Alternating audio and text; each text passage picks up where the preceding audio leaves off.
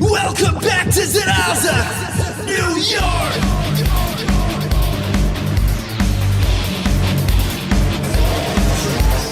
Hey, hey, hey. Hey, hey, hey. Hey, hey, hey.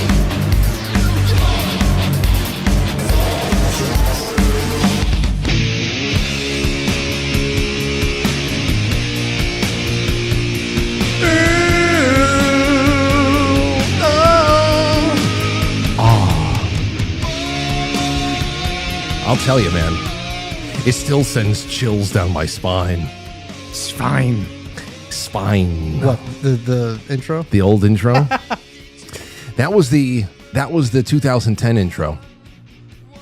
I have it here. Welcome everybody. It's a Saturday night special over here at the studio at Zedalza Studios, Zedalza Enterprise, and for the first time in a long time, the Zedalza boys. It's Zedalza, New York. That's right. This is the original. This is the original. The original tree.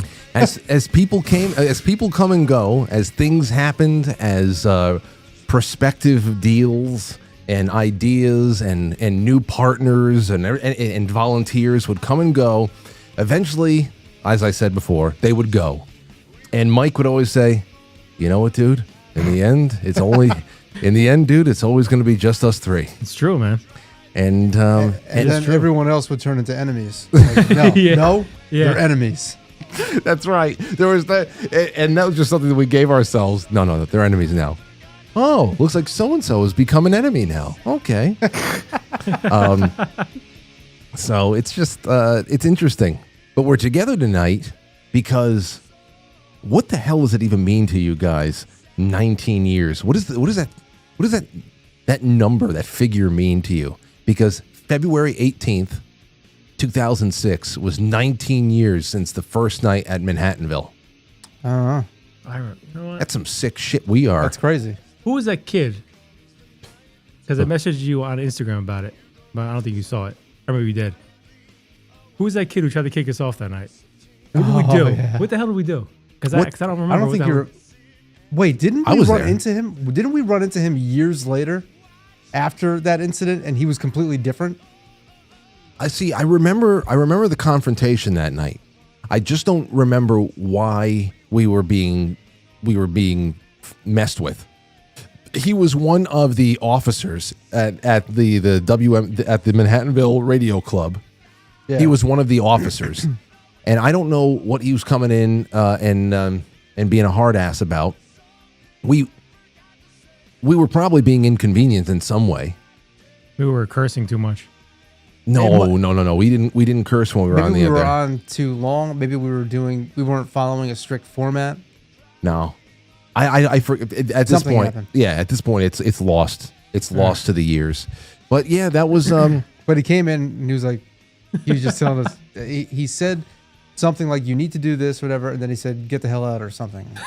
Get the hell out of here. Then he took it too far, and he was obviously a little drunk or something like that too. Oh yeah, well because the radio and then station he got reamed out. We all reamed him out.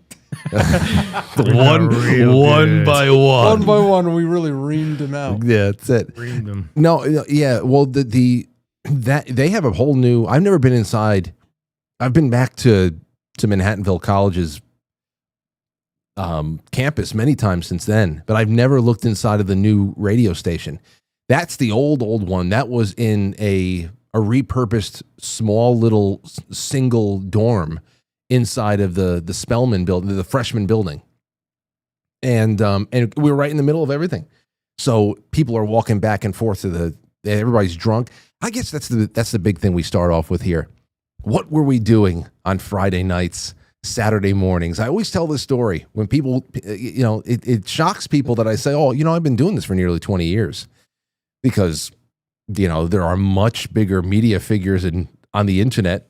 But so you think that whatever, but it was Cheez-Its and watching. That's what we used to do because we used peanut M&Ms. Peanut M&Ms. We purposely picked like a 1 o'clock in the morning slot so that we didn't even go there until 12 or something like that. So I don't know what we were doing up to that point. Oh, on those nights, I know. What were we doing remember up to that point? what we did the first couple of nights that we had our 1 a.m. slot. The first and that's the thing that sucked was we would get, it was once a week and we were really thirsty for it. But we started this in February because they couldn't fill that slot. Nobody wanted it. And then comes winter break. Then comes spring break, all that stuff. So we lose all these weeks in between. So we're like, we got to bring this home because this sucks. And the school year's about to be over. My junior year was about to be over. So I remember we got together, we were home. We ate a little bit of something. Then we waited around until about 11:30. Around 11:30 is when we relocated to Dunkin' Donuts. Yeah, that I remember. Yeah. I remember. Yeah. At Dunkin' Donuts, we got ourselves We loaded up with iced caramel lattes. I know. Yeah, that's Keep you up in the that'll really morning. keep us up. Yeah. Nice iced caramel lattes. Hard crash. Wanted to go Light and sweet. to go to sleep. Wanted to go to sleep, and we still had, and it started at 1. And then after that, what did we do? We did 1 to 2. Who does Right? that? Yeah. Who does that? Well, I mean, we were. A bunch of guys in their early 20s. Well, how old? I was 20, So I was like 19. 18, 19. Yeah. You were just and I then was Mike. about 55. Mike was 53 years old. That's what we do on the. Can't wait for this weekend to hang with the boys, get some caramel iced lattes, and talk on the radio. Well, that's what, and that's the thing here too. It was easy for us to kind of throw ourselves into these gambits, these boondoggles, because we were never really hitting up the bar scene in White Plains or anything like that. You always wanted to. I always because I wanted to be where people were. I know. And there were so many nights. I talked about this not too long ago. There were so many nights where I was frustrated because, and it was great that we were playing music too. But around the time that we started this show, our metal band, which was touring at least locally, we used to have 2-3 gigs a weekend in high school. Right in Pain, Domination Theory, and we would do all that gigging, and it was awesome. We didn't need to go anywhere. The bartenders served us our whiskey sours and whatever the hell else, and we were fine. But then once the band broke up in 2005, and we're kind of you're starting to get your bearings as a vocalist, and we're starting to come up with this loose idea for what would eventually become Set the Charge. There was really there was no stopgap, nothing. So this radio show idea was pretty awesome, and it gave us something to do. It was public, but in between, there was a lot of times she's like, "Well, we're just gonna hang around. We're gonna hang around and fuck." Listen, some of those nights were painfully boring, but what I would say is, when I think back now at just the time, I would take any of those. I would love to revisit some of those boring weekends. Just know that everybody's home. Everybody's alive. There's just so much that those are the things that are most important to me now. Is just being around friends and family and doing even the stupid shit. It's the quiet little stupid moments that are really the ones that are most important, and that fills in all the big things too. And that was a lot of fun. And opening up a couple of studios is pretty big. Oh yeah. Right. Yeah. It's a lot of work. So after That is the 1 o'clock in the morning, how long did we go on for? I think like it was 2 hours. I think Was it a 2-hour show? 1 to 3. 1 to 3 in the Yeah, morning. 3 a.m. After that, you'd think, what would we do? We'd go back, and we would go to Cumberland Farms, and just get a bunch of junk food. Keep us up. The first night, Party never stops. well, To eat. Like, what the hell are we doing? the plan for the first episode was we were going to go to Dunkin' Donuts, get our coffee, which was really, are you all right? Yeah. It was really, it wasn't harsh. coffee. A little harsh? Well, we'll blow it out. Yeah, blow it out. The first night was, let's go, let's get our coffee, let's get there for our show, let's do our show. And then when it was over, we went to Cumberland Farms. We bought all the worst prepackaged cheese danishes and shit you can get. honey What- buns, Yeah, Nutter butters, bear claws, bear claw. Ice cream. I'll tell you, Ice youth cream. capital. If I did that now, I would actually, my face would puff up like a fish for weeks. I would look like one like the Montauk monster, like something that washed up on shore that had been rotting for a while. I would look like the weirdest rotting bird creature / turtle. I look like a bird turtle. It would be so bad right now. But Mike slept over that night. You remember? Yeah. And what really sucked was that I had to be at work at the pharmacy at 9:00 in the morning. So we didn't really even get to sleep until about 5:15, and I had to roll into that pharmacy. Yeah, it was a 9 to 12 shift, but that's all right. It sucked, but it was good. A lot of fun. And now here we are 19 years later, and I got high blood pressure. You got high blood pressure? Do you really? Oh, 100%. Hypertension. Tell Anthony what your blood pressure is.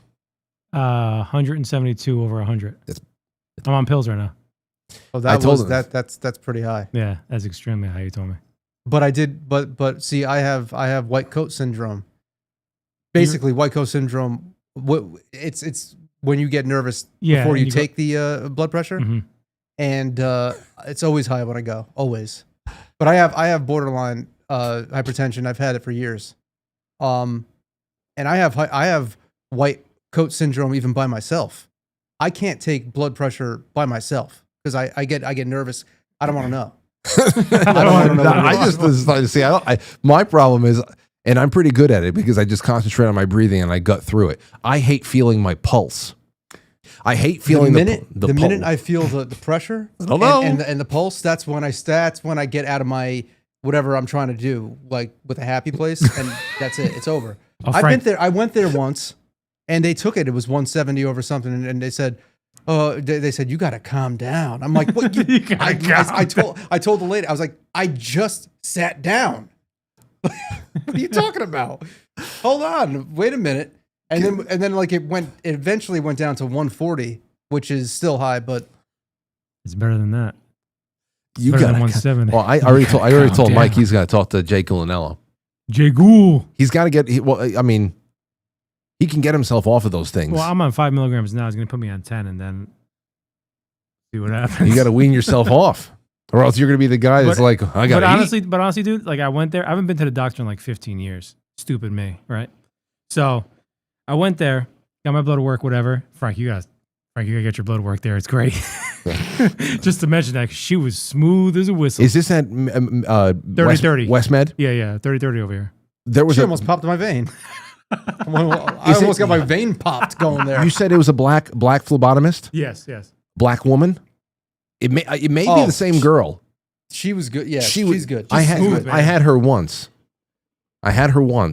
Because I had only one physical at West Med, and it was years ago, and she shocked me because she went to take my blood, and I was like, all right, here we go. And all of a sudden she said, all right, you're all done. I said, what? Yeah. She didn't even put the tourniquet on. Did she put a tourniquet on you? She did at first, but then she realized that my veins always pop out. And she was like, got a nice vein. And I was like, yeah, no. Well, there was a period of time where I was going and getting my blood taken a lot, like in 2 years ago, because I had a bunch of different things I had to get checked up on. Plus, I was preparing for a ear surgery, which was a major ear surgery. I got my eardrum replaced, and I had a number of nurses.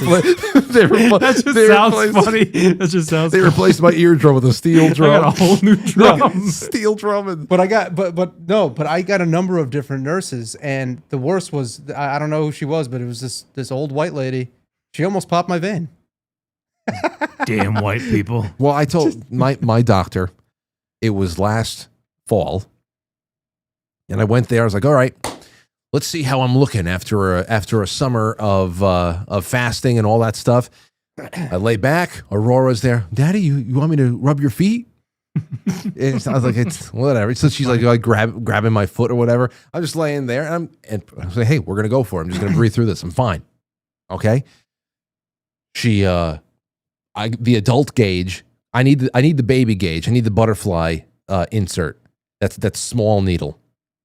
Takes a little bit longer to get all the goop out, but other than that, it's whatever. But she put the adult gauge in me and slipping in. It's like, all right, we're in business. And she's going, I'm hearing, like something's not right, and like that's strange. And she goes, I think we missed it. She missed the Bane. I said, well, you had your shot. I said, that's it. You're not going back. You have one shot with me. I prepared myself for that moment. You're not going back in. And I still haven't gotten my blood taken. So I want to do it this April. Maybe I'll go to the black nurse. I'm telling you, dude, she's great. See if I can smuggle myself in there. Bay 4. I don't even know. There's Oh, 1, 2, 3, and 4. Mike May's in the chat room. He says this is the senior citizen episode. It's true. It's true. What have we done? So I'm at like 5 milligrams of monopoline, whatever it's called, the dopaline. It's right there, Ant. If anybody knows how to say it, pronounce it. What? And then endonopaline. You're on 2 types of blood pressure medications? No, just one. Oh, okay. It's called endonopaline or some shit like that. Okay, I get you. But anyway, I went there. Blood was perfect. The doctor was actually shocked. But he was like, "Your blood pressure is like too damn high." Yeah, the blood is perfect, but your pumps are terrible. Well, does he? What? Well, then you can. I'm telling you, talk to Jay Gulinello. I'll talk to him next time I see him. So Ask him some questions. we just need to remove a couple of pints in there. But anyway, sorry. No. Please go. I want to hear more of you than me anyway. But I weigh 250 now. 250? Yeah. Down or up? Down. From what? From 260. I lost like, whatever, 10 pounds. I'm telling you, man. I don't eat. No. Stop eating after a certain point in the day. And that is is the easiest thing you can do. Dude, I'm pretty much fasting. I don't have breakfast or lunch. I just have dinner. As long as your dinner is substantial. Yeah, whatever she gets from like HelloFresh. HelloFresh. No, I'm talking. No. HelloFresh. Somebody your size is going to be eating a lot. You're going to need to have about maybe 200 grams of protein a day. I'm just not hungry anymore. You're going to stretch yourself out. You got to stretch it out. Why is Anthony look like he's sinking? Hold on. I don't know what's going on with this. I think Nikki in the chat room says, I can't believe nobody realized that his camera was crooked. And I looked at that and I was like, oh, it is crooked. Oh, I don't care. Put it upside down for all I give a shit. Because Aurora was here. You should put it upside down. I think he looks better. Don't he look better? You look better now, don't he? Keep talking. Yeah, There it is. Yeah, all right. So yeah, other than that, my health is good, except for my hypertension. Is it all mental, do you think? Do you have a lot of stress right now, Mike? No, honestly, I get that from my mother. My mother has high blood pressure. So it's from my mother's side. It runs in our family too. No. That's why I have it. Listen, I wouldn't go and get my physical right now because I know I'm going to go in April because that's when I know that I'll be at least 20 pounds lighter than I am now. You know, Cutting season. or 15 pounds at least. Because I'm retaining a lot of water, so my blood pressure is going to be higher. I don't even want to have it in my head. It doesn't make sense for me to go get my physical right now when I know in April I'm going to be in a different position. So It's good. I'm just not even going to think about it. You guys going to come to some of Aurora's T-ball games? Sure. Oh, what is that? It's going to be from April to June. Nice. Yeah, I'll be there. Wow. So see what happens. That'll be fun. Well, you know what, for tonight, and hello to everybody. Hello to everybody in the chat room. I'm looking at our friends on YouTube and on D Live and on Rumble. Oh, wait, where the hell? Wait. Let me get up. I'm sorry. The super chats. Quite frankly, superchat.com. Let me get the Rumble up. I don't know why that wasn't up. And then, of course, quitefrankly.tv, pill.net. So what we're going to be doing tonight, ladies and gentlemen, is we're just going to be doing a little reminiscing. We're going to be hanging out. You guys can call in and ask whatever questions you have because we're reminiscing over the course of 19 years, which led us to this, to where we are right now.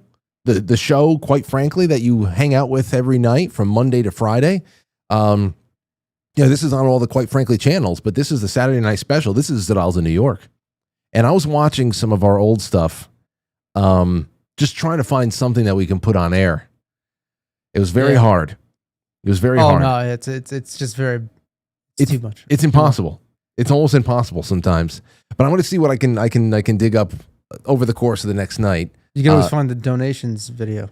I have that. I have a whole. Oh, I yeah. have stuff If here. you like what you see or not. I have some stuff here. What's this one? Play Uncle Rob's song. Oh, I have Junior Junior the Weatherman. You remember Oh, when we yeah, I were remember doing that. when Junior was Oh, able to do wow. his weather? Take a look at this. Hold on. Let me get you guys up on the screen with me. Hold on. There's Anthony. Nope, that's not Anthony. There's Mike. Good. And where Like is the Partridge Family. Are we in the Ant? Partridge Family? Here's Junior. How do we meet Junior? Is he your age or my age? I haven't seen him in years. I haven't seen him either. He was just Is a he my age? Portchester. Yeah, he was always walking. I think we just saw him on the side, Yeah, I don't know. just walking He's just- by. He always liked hanging out with us. So we said, "Hey, you want to do some stuff on air? You want to be the weatherman?" He goes, "Sure." So we started. I think this is the only weather report we did with him Yeah. because he only said one thing, that the weather was nice. Here's Junior doing the weather report. Oh Here you yeah, go. I forgot about this. Oh wait, hold on. Sorry. What the hell's going on here? Oh, the window capture is not on. Damn. My bad. Here it is. Come on. Go. Happy in the way, man. It's nice outside. It's beautiful. Look, it's nice. Everything is nice. It's all raining. Finally, thank God. And that was our weather report. That's great. That was our weather. Best weatherman I know. He was. He made everybody feel happy about He everything. did. What else do I have over here? What's this? Oh, that's still more weatherman stuff. Anthony explains. Set the charge. Oh, this is from the old studio. Anthony explaining Set the Charge. Mike asked Anthony what the vision of Set the Charge is about. This is a wonderful answer. 15 seconds. Here it goes. Anthony explains. Set the charge in 15 seconds. Well, we're a little bit of a different kind of band. We have some, it's like raw emotion, raw fucking raw shit with a little bit of electronic. Raw emotion with a little bit of electron. So I know why. Well, you were messing around with some kind of app or something. Yeah. I forgot what the hell it was You called. just wanted me to say anything to put that Kermit the Frog in there. Let's see which one. Oh, here's when Anthony in the old hallway. Anthony and Koss fighting each other. They were always practicing their Muay Thai, and here they are. Oh God! What the hell is that? Terrible.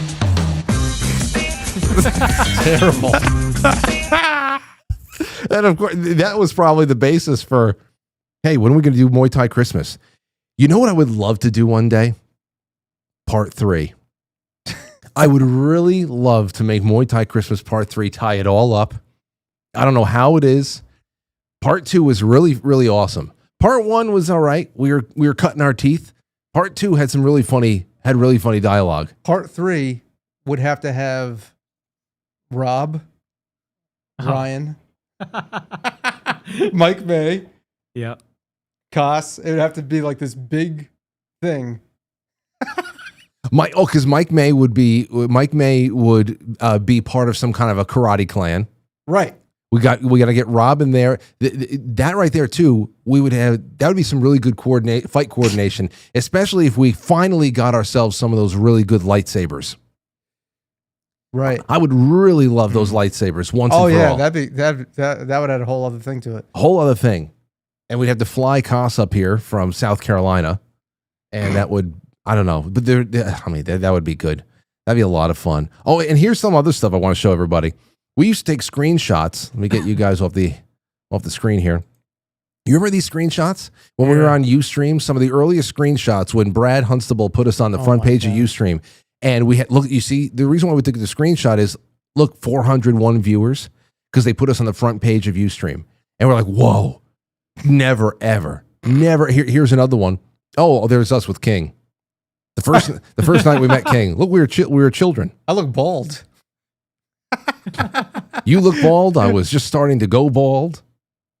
I had my hair slicked back so tight. That's the first night we met King. We're hanging out at the Hard Rock Cafe in Times Square right there. Yeah, I remember that.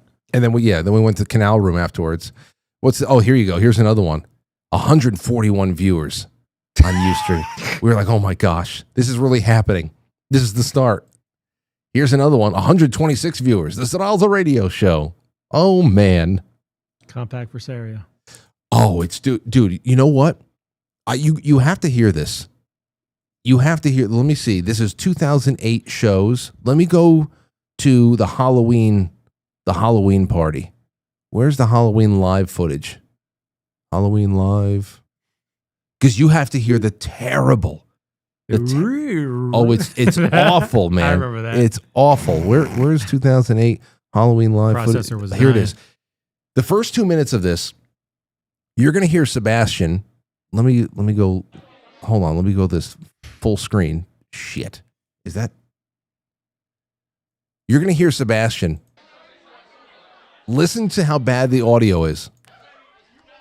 Hold on. Move out. Shh. Word to everybody. Watch out Wait, wait, wait. Oh my god. It's Packer tonight, huh? All right, you ready? that me? One. That's Everybody me. count down with me. 1, 2, 3. Hit the music, Mike.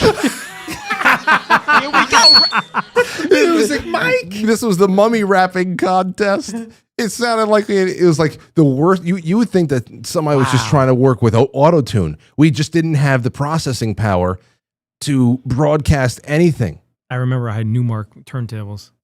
Oh my I gosh, I love this. Hold on, there's a little bit more. I just want to hear a little bit more. Keep rapping. Keep rapping. Let's go. Keep rapping. Sounds like a weird.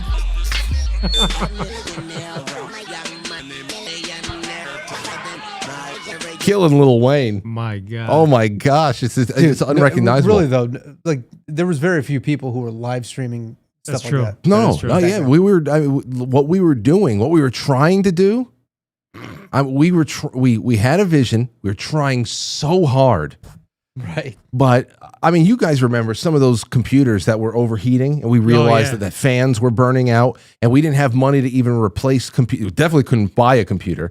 So we would actually go into old computers. We would cut out the fans, strip the wires Just down, twist them together. and we would transplant I remember the that. fans working. We're going to be able to go live to that. It was nuts, but it was rewarding. It really was. Oh man, there's so many. And then of course that first business card that we got. We got it for some. This was when the economy was strong. The economy was strong. They were giving everybody business cards. We started the business. We said we need a credit card so we can start investing into the business. Yeah, that's what you do. Get a credit card, invest into your business. Oof. And they gave us a limit that nobody should ever give children. That was a great vacation, though. Oh, it was a great we're like, you know what? We deserve to go to the Bahamas. Yeah. For a week. Yeah. No, Then we went to Atlantis. and then Seaside Johnny's really Cost had to order us a meal to really put us over the edge. So they gave us, so everybody at home, I don't know who it was. They gave us like $5,000, $10,000. What was it? It was like, It was something like that. It was a And lot. I mean, that was a lot. I And mean, what- that's if we were a going, decent amount. I mean, that's a decent amount now for you to be it's just for you to just say you're a business. well, Bahamas cost It us. started out of nowhere. Here's a $10,000 credit card. Well, honestly, Bahamas cost us about. I remember it being like $7,000. Plane, the hotel. Well, actually, the townhouse we were in, which was nice. well, we used it because we were like, okay, well, what do we do now? Well, the obvious thing would get computers. Mhm. We were just in college, and it was just so it was so stupid Sure. because I was paying off. We were paying that off. That debt transferred to so many collectors, and we had consolidated. We put it into whatever. $120 a month or whatever. So we paid it off over the course of like 10 years. Yeah. But it was, I remember we realized, you know what? This line of credit we completely mismanaged. And it came down to the last $400. And that's when we said, you just want to go out to dinner? one final blowout. And we went out to dinner. We went to Seaside Johnny's. And the best thing is we brought Koss. We said, hey, Koss, you want to come with us? We're going to go to Seaside Johnny's. It's this restaurant on the Long Island Sound, overlooking the Sound and Playland Beach and all that stuff. Yeah. Really nice place. So we had our shrimp cocktails and the fried beer battered shrimps and whatever the hell else. Oysters. We maxed out what was left on the credit card. And after the fact, when we realized, wow, we really did this to ourselves. we really did some shit to ourselves. We had the nerve of blaming costs. His meal really put us over the edge. It's all your fault. That was the beginning of the end. It's all your fault. Never forgive him. Oh my gosh. I would advise all children out there, stay the hell away from credit forever. It's true. Oh man, never again. Never again. Things changed. Shortly after that, we met Mike May. Mm-hmm. Let's play. Mike May's in the chat room right now, who's the new media producer for Quite Frankly. And Everything comes full circle. everything. The new media producer, Mike May. I know. Rebrand. He was the first media producer. Oh, do we have that song? Rebrand? What? No, I Do don't think that we song? have it. Oh, we don't have it on the computer. Oh man. Of Mike May? I can show you how to rebrand. I mean, there's so many great stuff here. There's so much great stuff. Some AI songs too, Frank. You know, I sent you. Which one? I don't know. There's many of them. You sent me songs? Well, I didn't send them to you recently, but when you told me to send them way back when, they're probably hidden in your email somewhere. I got so much stuff here. Oh wait, I'll get that out of the way. Hold on, I'll go grab it. I was in the mood to listen to Uncle Rob, so. Oh, hold on. Well, we can do that. But listen to this. Here is I found 14 seconds of Gypsy outside of the first studio the night of the fire in the studio. Oh shit. He must be stoned or something like that. Listen to Gypsy. This is Mike. This is on your old YouTube account that I downloaded the whole account. Okay, I have all these clips now. I don't think you even knew were out there. Man. Listen to this. Everybody, for those of you who knew the story, we were staying at the studio late one night. We had done our show. I was on my drums. I was playing the drums. I was actually streaming it live. All of a sudden, everyone's like, what? Why does it feel smoky in here? Went outside the studio. Oh, you have that? I don't have that. It has to be out there somewhere. It has to be. But this is when the fire department had gotten there, and we had called them and all that stuff. We saw the smoke coming from down the hall, and the two Mexican guys running out of the building. Mike May says he has the whole fire clip. He did. He edited the. He put words to it. If he has the fire clip, tell him to upload it into the Dropbox, the shared Dropbox. I'll put it on. If he actually does have it, then he should put that in there. He says I have it. Okay, well here's Gypsy giving us a little bit of stoned commentary. It's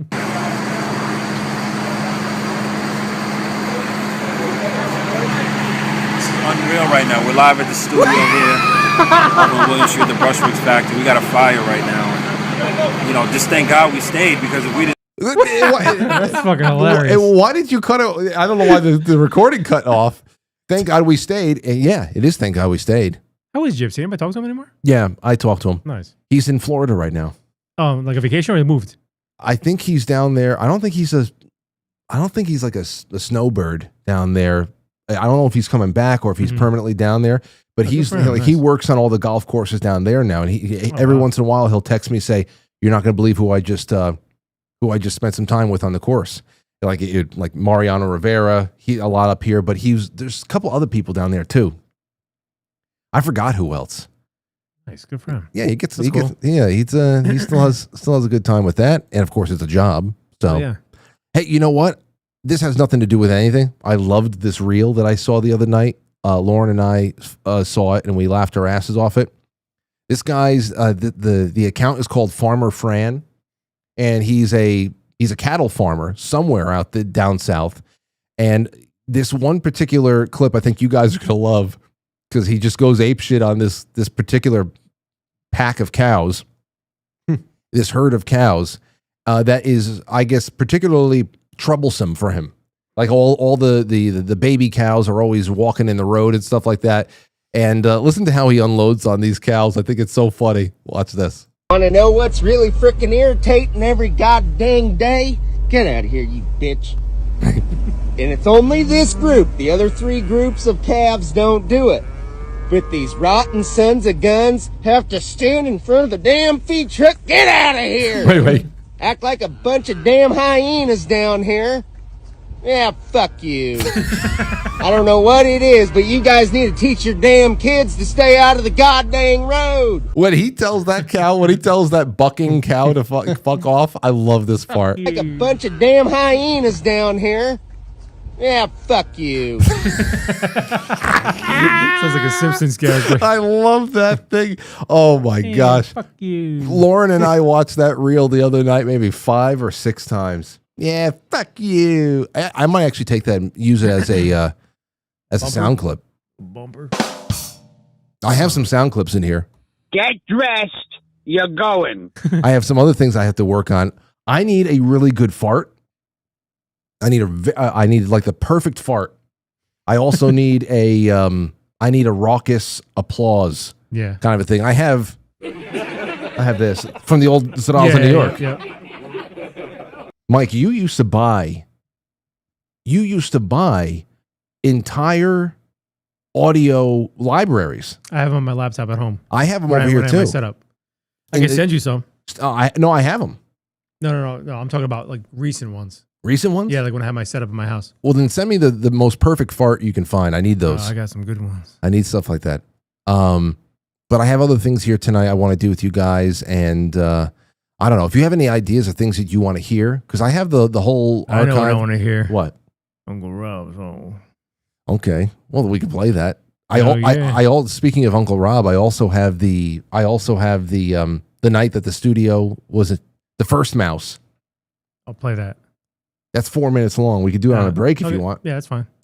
Anyway, we're going to leave the lines open, and you guys can call in and ask questions and say hi and whatever you want. See what kind of memories you can jog, because I talk a lot about the past on the show, personal remembrances and studio history and friendship and family is a big part of Quite Frankly.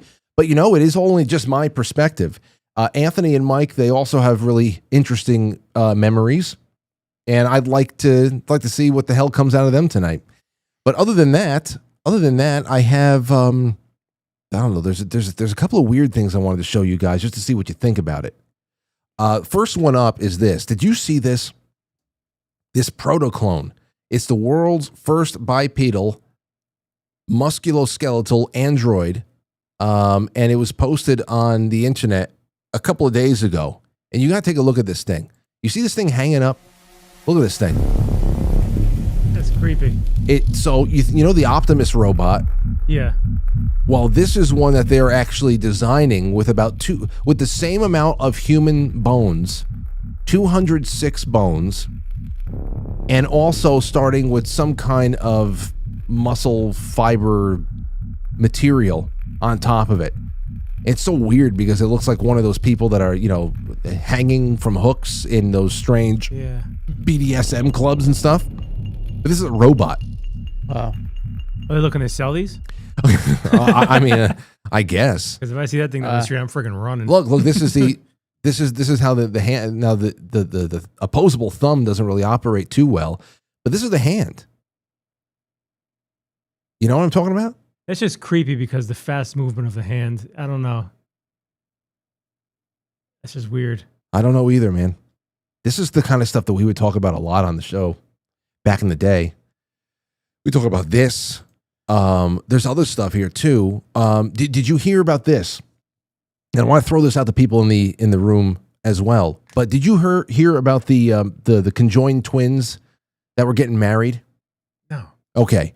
So these two twins, they're conjoined twins. Oh, wait a minute. They were on television years ago. They were also in a movie. I think Not Another Teen Girl. Is that what it's called? Not Another Teen Girl or something? What do you mean? There's a movie out there that actually is like a spoof movie, and those two twins are actually in it. Really? Yeah. Well, anyway, this was back last October when it started getting around that they were getting married to this guy. Well, this guy, Josh Bowling, is getting married to one guy, to one of I hate to say it, one of the heads. It's two people, but they're going to be awkward. It gets awkward because I have a follow-up on this. So listen to this. Just to go back to October, conjoined twins Abby and Brittany Henzel have made a rare appearance on social media courtesy of Abby's husband. Josh Bowling, who married the now 34-year-old in 2021, changed his Facebook profile in September to do a selfie of the three smiling together. He's wearing a gray jacket over purple shirt, blah, blah, blah. Okay? There they are. Now, he's only married one of them. And, of course, we had so many questions because most of them are about their intimate life. But even when it's not, it has to do with sex. I mean, how do you have any? There's no privacy. There's nothing. How do you commit to one of the sisters? Tell your sister to turn away. I'm about to come. No. See, here's the thing. They share a womb. They share all that stuff. That's what they share. Here. This is what they have. There they are. Back in the day. All right. So here is here's at the tail end of what we have here. Damn it. Come on. I had this all set up and highlighted, and now it's nowhere to go. It's nowhere to be found. Wait. Odd, man. People want to find something better to do with their fucking time. It is. The sisters are dicephalous conjoined twins, having born fused together at the torso. They have separate spinal cords, brains, hearts, and other organs, but share the rest located below their waist. So everything that they're doing as far as going to the bathroom, sex, whatever the hell else, they're sharing that. So this guy is getting both of them off. If that's so that's happening. So people are wondering, is this, what is this about? Is this really authentic? Brittany controls the left side of her body. Abby controls the right side of the body. Now that's the whole thing. That's what we were talking about before.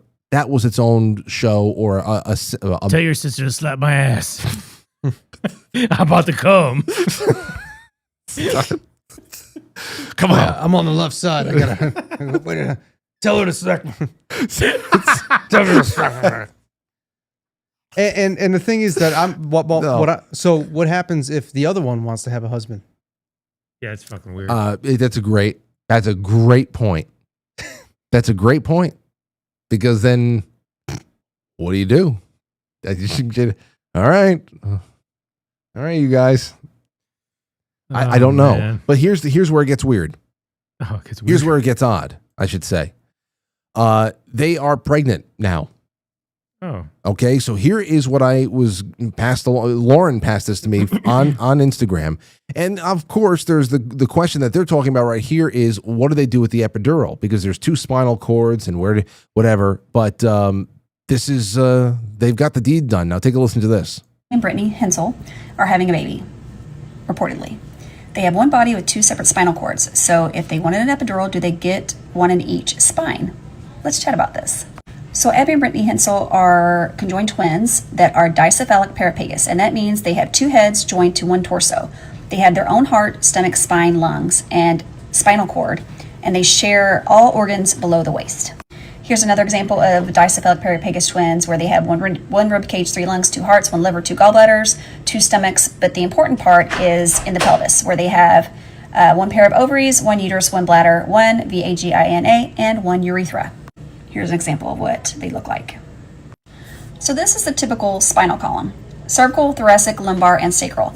I'm not sure where with Libby, Abby, and Brittany, where their spinal column starts to fuse, because it's not completely separate all the way down. So it could start to fuse in the lumbar area, somewhere in the thoracic area, or somewhere in the sacral area. An epidural for labor is typically placed between L3 and L4, but can go up a little bit higher, in some cases if need be. So if Abby and Brittany's spine fuses or comes together higher up in the higher lumbar area or in the thoracic area, then only one epidural needs to be placed.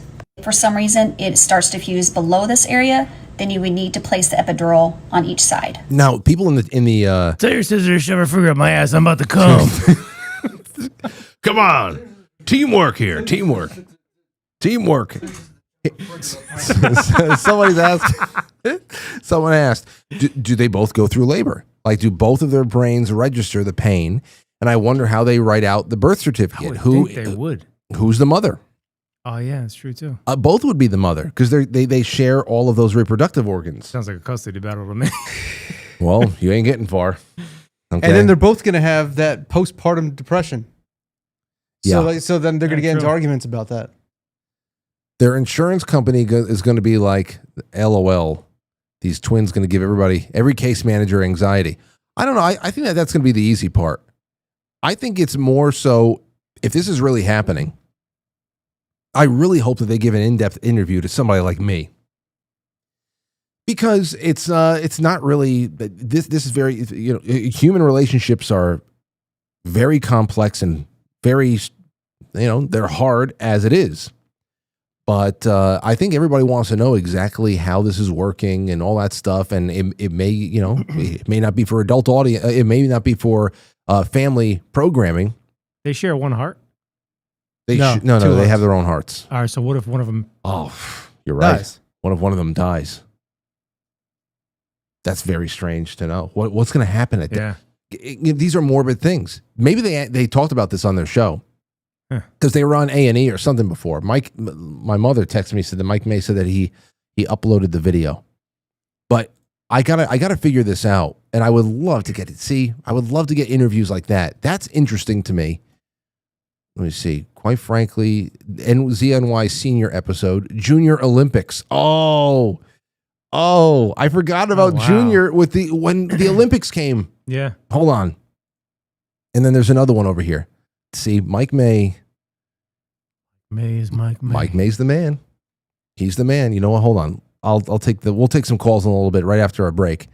Let me see this. It's just you just died. I'm not about to come. Turn it off. I'm dry. Hold on. Wait a second. Okay, here we go. Here is Junior carrying the Olympic torch. This was very important. This is one of Mike May's greatest achievements in media. Let me get this stuff off the screen. Here we go. That sign is still there. You believe that? For lease? Yeah. Okay, take a look. There's Junior.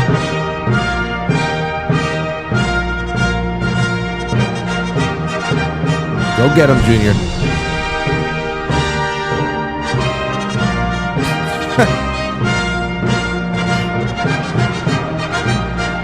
Awesome.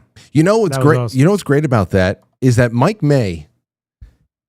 Today, you can probably just like target the top of the stick, and like some AI tool is going to keep the torch on the top. But Mike had to go frame by frame, making sure that the torch stayed at the top of that stick as he made his way running down. And he took it very seriously. You saw how serious he was, Junior? Yeah, he was. All right, here's another one. This is Frank on the drums during the studio fire. Oh, wow. What, this is an hour and 15 minutes? Hold on a second. When we left the room, it's probably a lot of dead air. You probably hear something. Ah, yes. Nice. I should have played some Nevermore that night.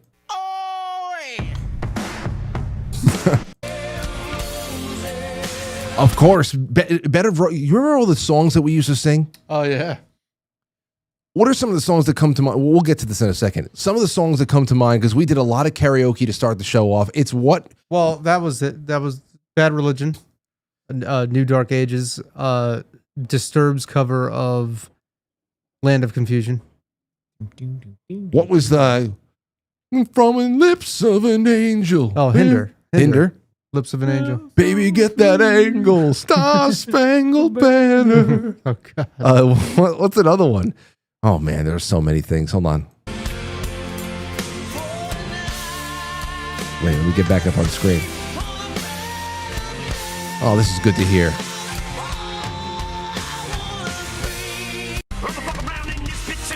Oh, boy.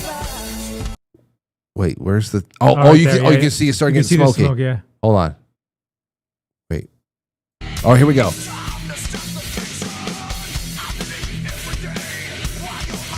Oh, here we go. I'm starting to see everybody running around a little bit. I think Brendan was there that night. Hold on, here we go. Our time is coming. This is not synced. I'm running out of the door because there's a fire in the room. Hold on, let me get you guys on the screen with me. But if you fast forward a little bit, you'll see the smoke. Yeah. No, you can hear us now. That's right, because that thing is just... You can hear it.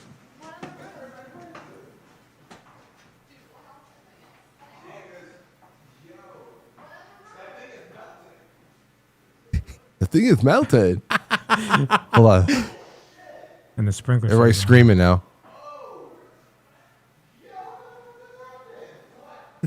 Grab my shit. I don't remember that.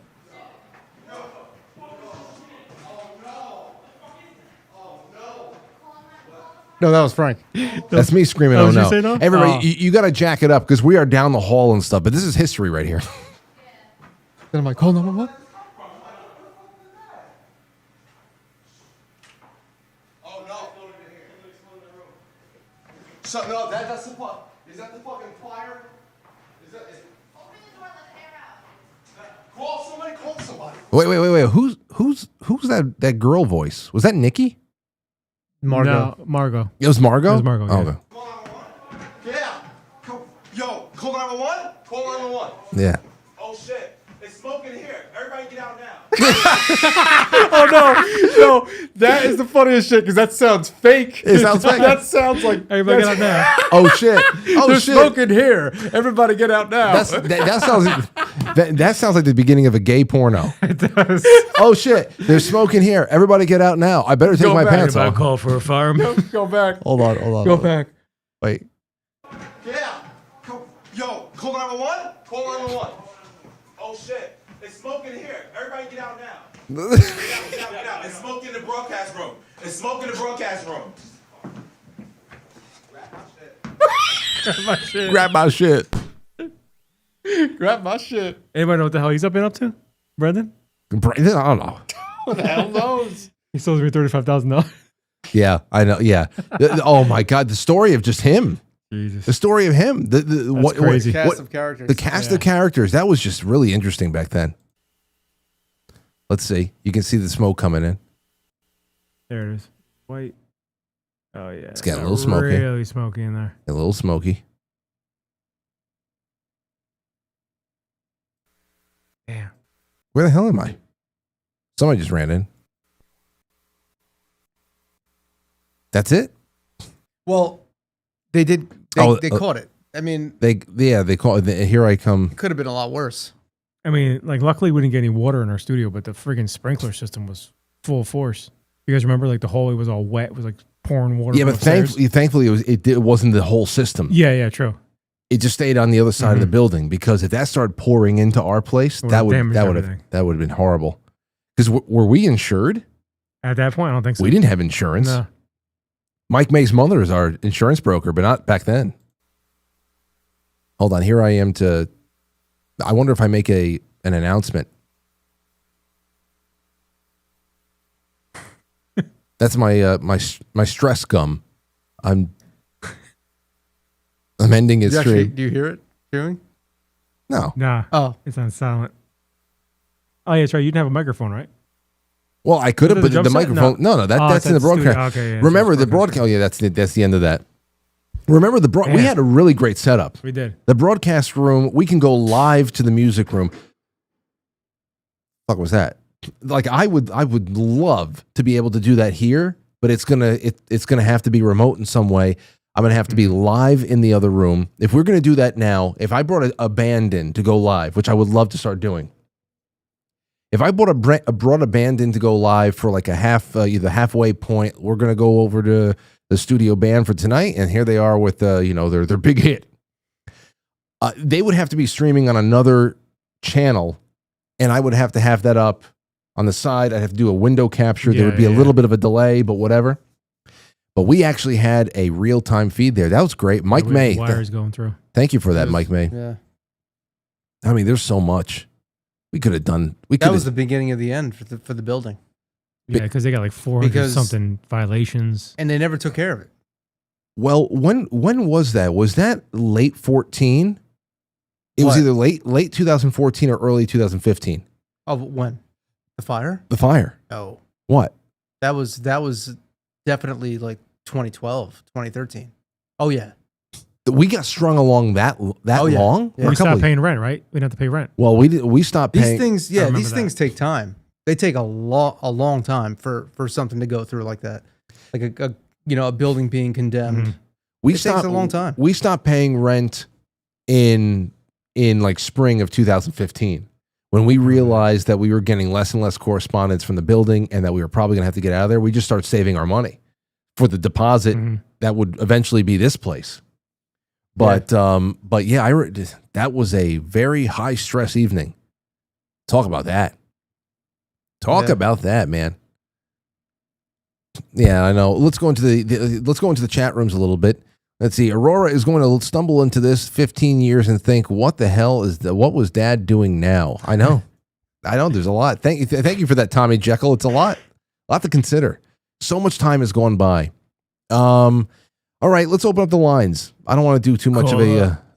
We can go on a break. Do I have anything set up for a break? Hold on. Do I? Tell your sister to shoot me. I'm about to come. No, I don't. I don't have anything. Never mind. All right, 914-200-0269. What do you want to know? Come on and hang out with us. That's what we have there. And in the meantime, here's a call that's coming in. 815. Dean, what do you got for us? What's going on, fellas? Hey. What's going on?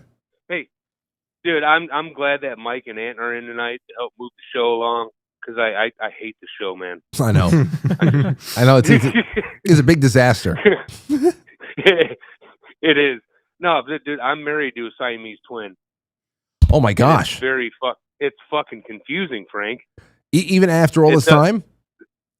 The worst part is, when you're trying to get things done, and then one of them says, "Eat my ass." Oh. You have to stop and say, "Who said that?" I know. Which direction? Well, I guess it doesn't matter who said it. Still got to do it. Still got to do it. There's only one. There's only one. Oh man. That's what I'm saying. Hey Frank, I love the show, man. I thought I'd call and fuck around a little bit. Well, I wish I was around back in the day for the origin of the show. I've been around since 2017, but it's just, man, you guys come a long way, and I'm happy for you guys. Well, it's something to be proud of. It is. It's something. It's something. I'm sorry. Go ahead. No, go ahead, Frank. Go ahead. No, please. Yeah, dude, you guys dug your little channel. You guys dug your claws in, and you made an impact, and it's something to be proud of. So, congratulations, you guys. Thank you, Dean. Thank you, man. Thank you. Along the way, and like I said, there were so many pit stops that we should have just, any person that was responsible with their money and their time would have said, "This is just not working out. What are we doing?" But we loved it. We loved it. We really did. And love will take you a long way. And even if you don't know where you're going, somewhere along the way you find your way. I mean, I always tell the story of the night before. The night before Anthony's Dark Horse video was just pretty much cemented to the top of Reddit, and then was all over the place. And then we had the news trucks over and all this stuff, and he's picking up hundreds of thousands of followers in the matter of days. And everything really just changed. The night before that happened, we had a horrible blowout. Oh yeah, horrible blowout. Bad. It's just all along the way. What are we doing? Struggling to pay the rent that was minuscule. It was nothing compared to it now, and all the overhead we have now. And but along the way, Anthony was the first one that really got his bearings. And then it wasn't until I had already done the first episode of Quite Frankly in 2010 because I didn't want to bother these two too much with all of my my current events and my ranting. Although, was it really 2010? I thought it was like 2010. Oh, okay. 2010 is when it wasn't consistent at that point. By 2011, it was consistent. And then by the end of 2011, it was 5 days a week for an hour. But even then, I still drop in on all those episodes, and how distracted we were on air makes me want to hurl. Well, you guys were all right, but me watching Yankee games, and like you guys would be saying something to me, and Alex Rodriguez would be up, and I'd be like, "Son of a bitch!" And so I that's why I say was the best. I loved what was it? It was the 2009 World Series with AJ Brunette. Like you were like, "Get him out, out!" But you were in between like frantically trying to be confident in him and like trying to like something about him, and then he would just keep fucking up, and you're like, "Get him out!" It was just the back and forth. but we broadcasted all of it. That was Yeah. like, you know, it was during our shows.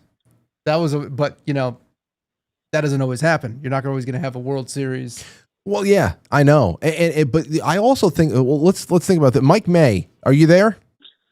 Department of Podcast Efficiency here. How may I help you? How are you, Department of Podcast Efficiency?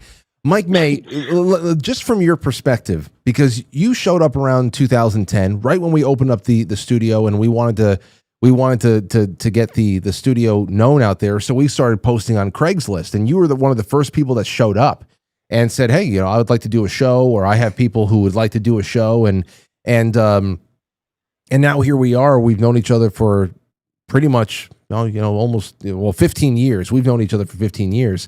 But let's talk about this for a second, and then you can just say whatever the hell you want. You think about the kinds of broadcasts that we were doing consistently, but they were really just all over the place. If the world was the way it is now, forget about political correctness. Forget about political correctness, because we would have been in a lot of trouble. We would have been in a lot of trouble. But if the world was the way it is now, where people were actually looking for stuff to watch on the internet in the way that they are now, where they were not in 2007, 8, 9, all those times, what do you think the kinds of broadcasts that we did would have done in a viral sense? Do you think they would have caught on at all with how unrefined they were? Well, first, let me start on a personal note. I appreciate you guys for not just being, innovative at the time, but also taking me in. I was a poor, homeless little boy looking for work, and you took me in. I'm so happy. I have to say that, I'm very honored to have watched this all, evolve.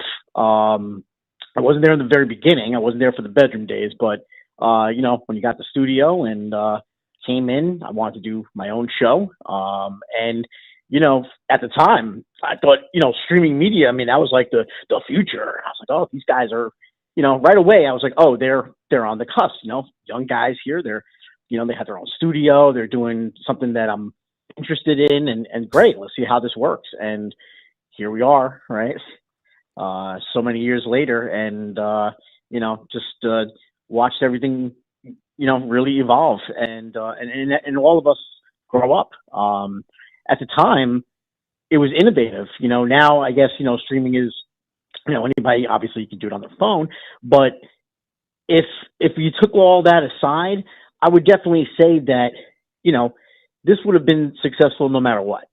I know there's a lot of self-doubt at times, but when I tell you that, all this is driven by personalities, all right? And everybody here is watching 3 amazing personalities, okay? All unique in their own right. And, this is what's kept the show going for 19 years, even though ZNY has been, I guess retired and now resurrected, and hopefully we'll be doing this more often, guys. I hope you do it more often. I would like to do a couple of times a year. That would be fun. A couple of Saturdays a year. You just sit here and just talk about okay, keep going, Mike, because I have something now I want to throw up on screen that I will take a risk with this next one, but go ahead. All right. No problem. Yeah, man, I hope to join you guys. But yeah, I just wanted to call and say, congratulations on still doing this stuff. A lot of people that take the risk to do their own thing and run their own business never really get past year 1. And here we are at pretty much year 20, if you think about it. And, it's still going. It's everybody's doing the thing. Frank, you're doing great. Mike, you're doing great. Anthony, you're doing great. And I'm just happy that I've been a part of all the milestones in between. Well, there's more to come, Mike, and I'm glad you're around, man. You're a good friend. You're a good guy. Thank you, sir. Now you can embarrass me. Go ahead. Mike, say something terrible about Mike May. No, I think he's just a good guy. Yeah, honestly, he really is a good guy. I don't even want to make fun of Mike anymore. We can't. I was just thinking about the timeline. Really, it was 2005. That's 20 years ago. So really, it's like the YouTube days, like when YouTube first started. Yeah, YouTube started in 2005. So this was like, Oh yeah, wow. I now, as far as our first YouTube uploads, like Okay. when we were commenting on Sopranos episodes and just, oh yeah, oh man, it's it not bad, but it's just I just hang my head in embarrassment. But you know, I do have something here, Mike, that I don't care what happens to the world. I have downloaded the contents of several channels. The Lorenzo Show, I have the entire archive. I have Please tell me you have the 30th birthday episode. Oh, wait, your 30th birthday episode? I do not. Do you have it? I'd have to look for it. You have to look for it. Pretty sure I have it. Okay. I have all the archives. I have all your archives. I mean, I still have every ZNY episode that was taken off the Ustream from like 2008. I was, here's the thing. There's a couple of things that we did not get because we were in such a when Ustream was being sold to IBM, and Brad Hunstable got his big payday, and good for him. But when that was being sold, he gave me the heads up because Ustream, they set us up with a completely free account. We were whitelisted. We can do whatever we want. We were watching all the movies we watched and made fun of, all we were whitelisted for everything. And it wasn't until the end. And also with storage, they gave us unlimited storage. Brad was really awesome to us. He even wore our merchandise. And toward the end, when it was being sold to IBM, he gave us a heads up. He said, listen, you better get in there and download your archives. And we prioritized the Zedalza New York episodes. But I wish I can go back and shake myself and say, Frank, number one, that one episode of Portchester Paranormal that you guys did, the best, worst paranormal show ever. It was amazing. You guys did nothing. You were not talking. They were not talking about ghosts. They just kept making fun of each other and trying to get each other to come out as gay. And it had nothing to do with paranormal. But then the other thing was stuff like, every AMP episode of Dad and Pam. I would you never think about things like Pam dying. right. And stuff and having that stuff forever. I just wish I can go back and say, Mike, also target this, look for that. We just went in there in a mad dash to save all the ZNY stuff and totally missed out on some shit. But I have Lorenzo's stuff here, and I'm gonna introduce everybody to this in just a second. And Mike May, if you have to call in again, then call in, okay? All right, guys. Have a good night, man. All right, see you later. Have a good night, Mike. So Later, Mike. Lorenzo is Mike's friend. Mike May's friend, and he's batshit crazy. He's batshit crazy. He's got a good heart, but crazy, almost impossible to manage. And Mike May brought Lorenzo on as a co-host of his because he wanted some personality on the show. And instead of, he brought the personality, but it came to such a point that it destroyed every format that Mike May painstakingly put together, including Mike May's 30th birthday episode, where he wanted to do a countdown of 30 movies you have got to see before you turn 30. And Lorenzo he destroyed everything. And you can see Mike is getting visibly upset. And during their commercial breaks, there were shouting matches. I really hope that he can find that. But I have the entire archive over here. You got to see this. The full, oh my gosh. Okay, here we go. I found the Lorenzo Show, zenlive.tv. Let me get you guys underneath me. Hold on. Anthony will be on top of you. Yeah, you'll be on the side of me, Mike. Where's Mike? I'm about to come. Here. Ready? There we go. All right, here we go. Here's the Lorenzo Show. Just a little bit. We're going to bounce around. It's a half hour. We could only give him a half hour because we knew that the studio was going to be destroyed, and it was very hard. Very hard to keep High this. energy. High energy. Dude, okay, listen. Here, watch. Watch his entrances. The broadcast you're about to watch may not be appropriate for all users. Discretion is advised. The views and opinions of the hosts and guests are not necessarily those of the Zedalza Entertainment Network or any of its partners or subsidiaries, which is nobody. We had no partners. We had no subsidiaries. But anyway, here we go. Oh, gosh. You folks, the Reefer Man here, showing you how it's done. The penguin is submerged by the water. Actually, we need to put more water. We're going to add... Okay, the bong rips. Hold on. Well, let's just go to the opening. Here we go. Introducing the inexplicable, the motherfucking courageous, the unexpected. No, go back. Show us what you got when the Wait. Lorenzo and friends, motherfuckers.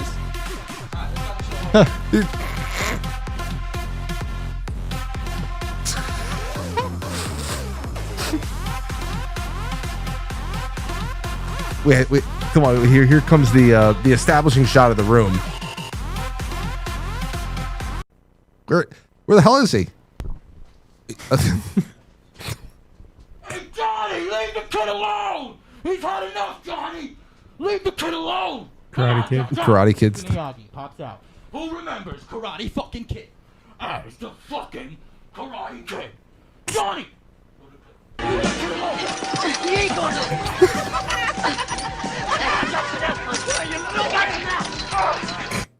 Peanut cookies all fucking day as we're listening to Oscar fucking G. So as we say, we might have a guest tonight. We might have a folks. You know how the show goes. Call me up live, 595-4871. If you've ever seen the most creepiest thing in the world, who wants to see the microwave? No, how about this? This girl is wearing a fucking post paper. Who wants to see that? Not the man behind the mirror. How about that, folks? What do you know if you're faceless? Who wants to see your faceless, folks? Where's it going?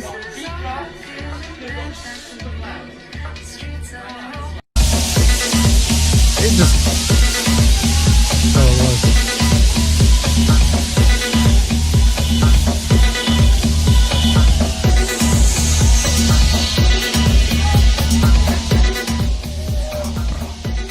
Anthony, were you engineering this? Probably. What a world! I'm gonna make some fucking glasses. What? Hold on. Freak. My name is Al. Al, that's my father's name. Oh, good. At least you came from somewhere. Yeah, I got from fucking everywhere. What do you mean you wake up from somewhere? You fucking dick nose motherfucker. Okay. How about that? Oh, wait, hold on. It's the dick nose. When are you going to be funny on this fucking show? I don't know. Maybe you should come down here and show me how fucking funny you are, you jack fucking hard motherfucker. No, see, it's just constant. Half hour felt like 3 hours. Jesus. It was just too much. Gave me anxiety. Yeah, dude. Half hour felt like 3 hours, and I mean, I don't know. He showed up with a trunk full of props. Yeah. Yep. Every week, and it was incredible. It was absolutely incredible. There's some, I mean, it's the full archive on that. I think Mike May actually managed that YouTube channel for Lorenzo. Is that still up?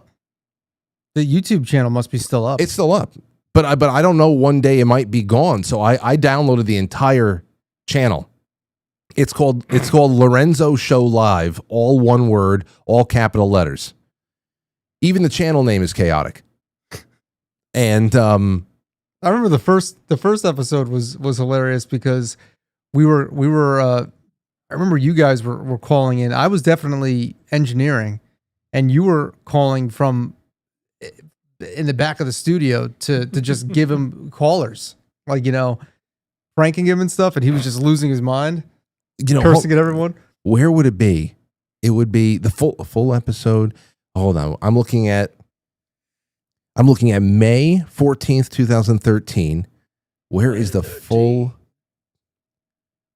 Oh my God, the 420 special.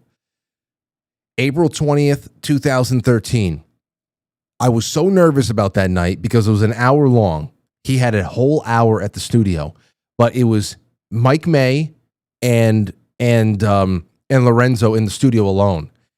They wanted to do a 420 special, but you, me, Mike, Lauren, we went down. You remember we went down to the city? We went to Dave and Buster's. Yeah. We went to Dave and Buster's in Times Square or something like that. And we're like, Mike, you've got to make sure that the studio is not destroyed. I promise he's going to be fine.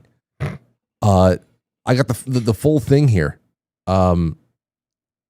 Hold on, let me just dip into that. Yeah, listen, what the fuck is going on, man? Oh, there you go, 420. Everybody, someone's got to give me a lighter real quick. Why is it so low?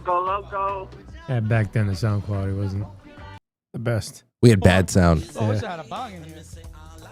I do. I'm telling you. Oh yeah, Mike May's in the background. Wait, where's Mike? Mike's got to be in there. It's just nuts. Oh, that studio was so great. I loved it. I loved it so much. There's just so much. Okay, so I have something over here that I'd like to do. Yeah, I know.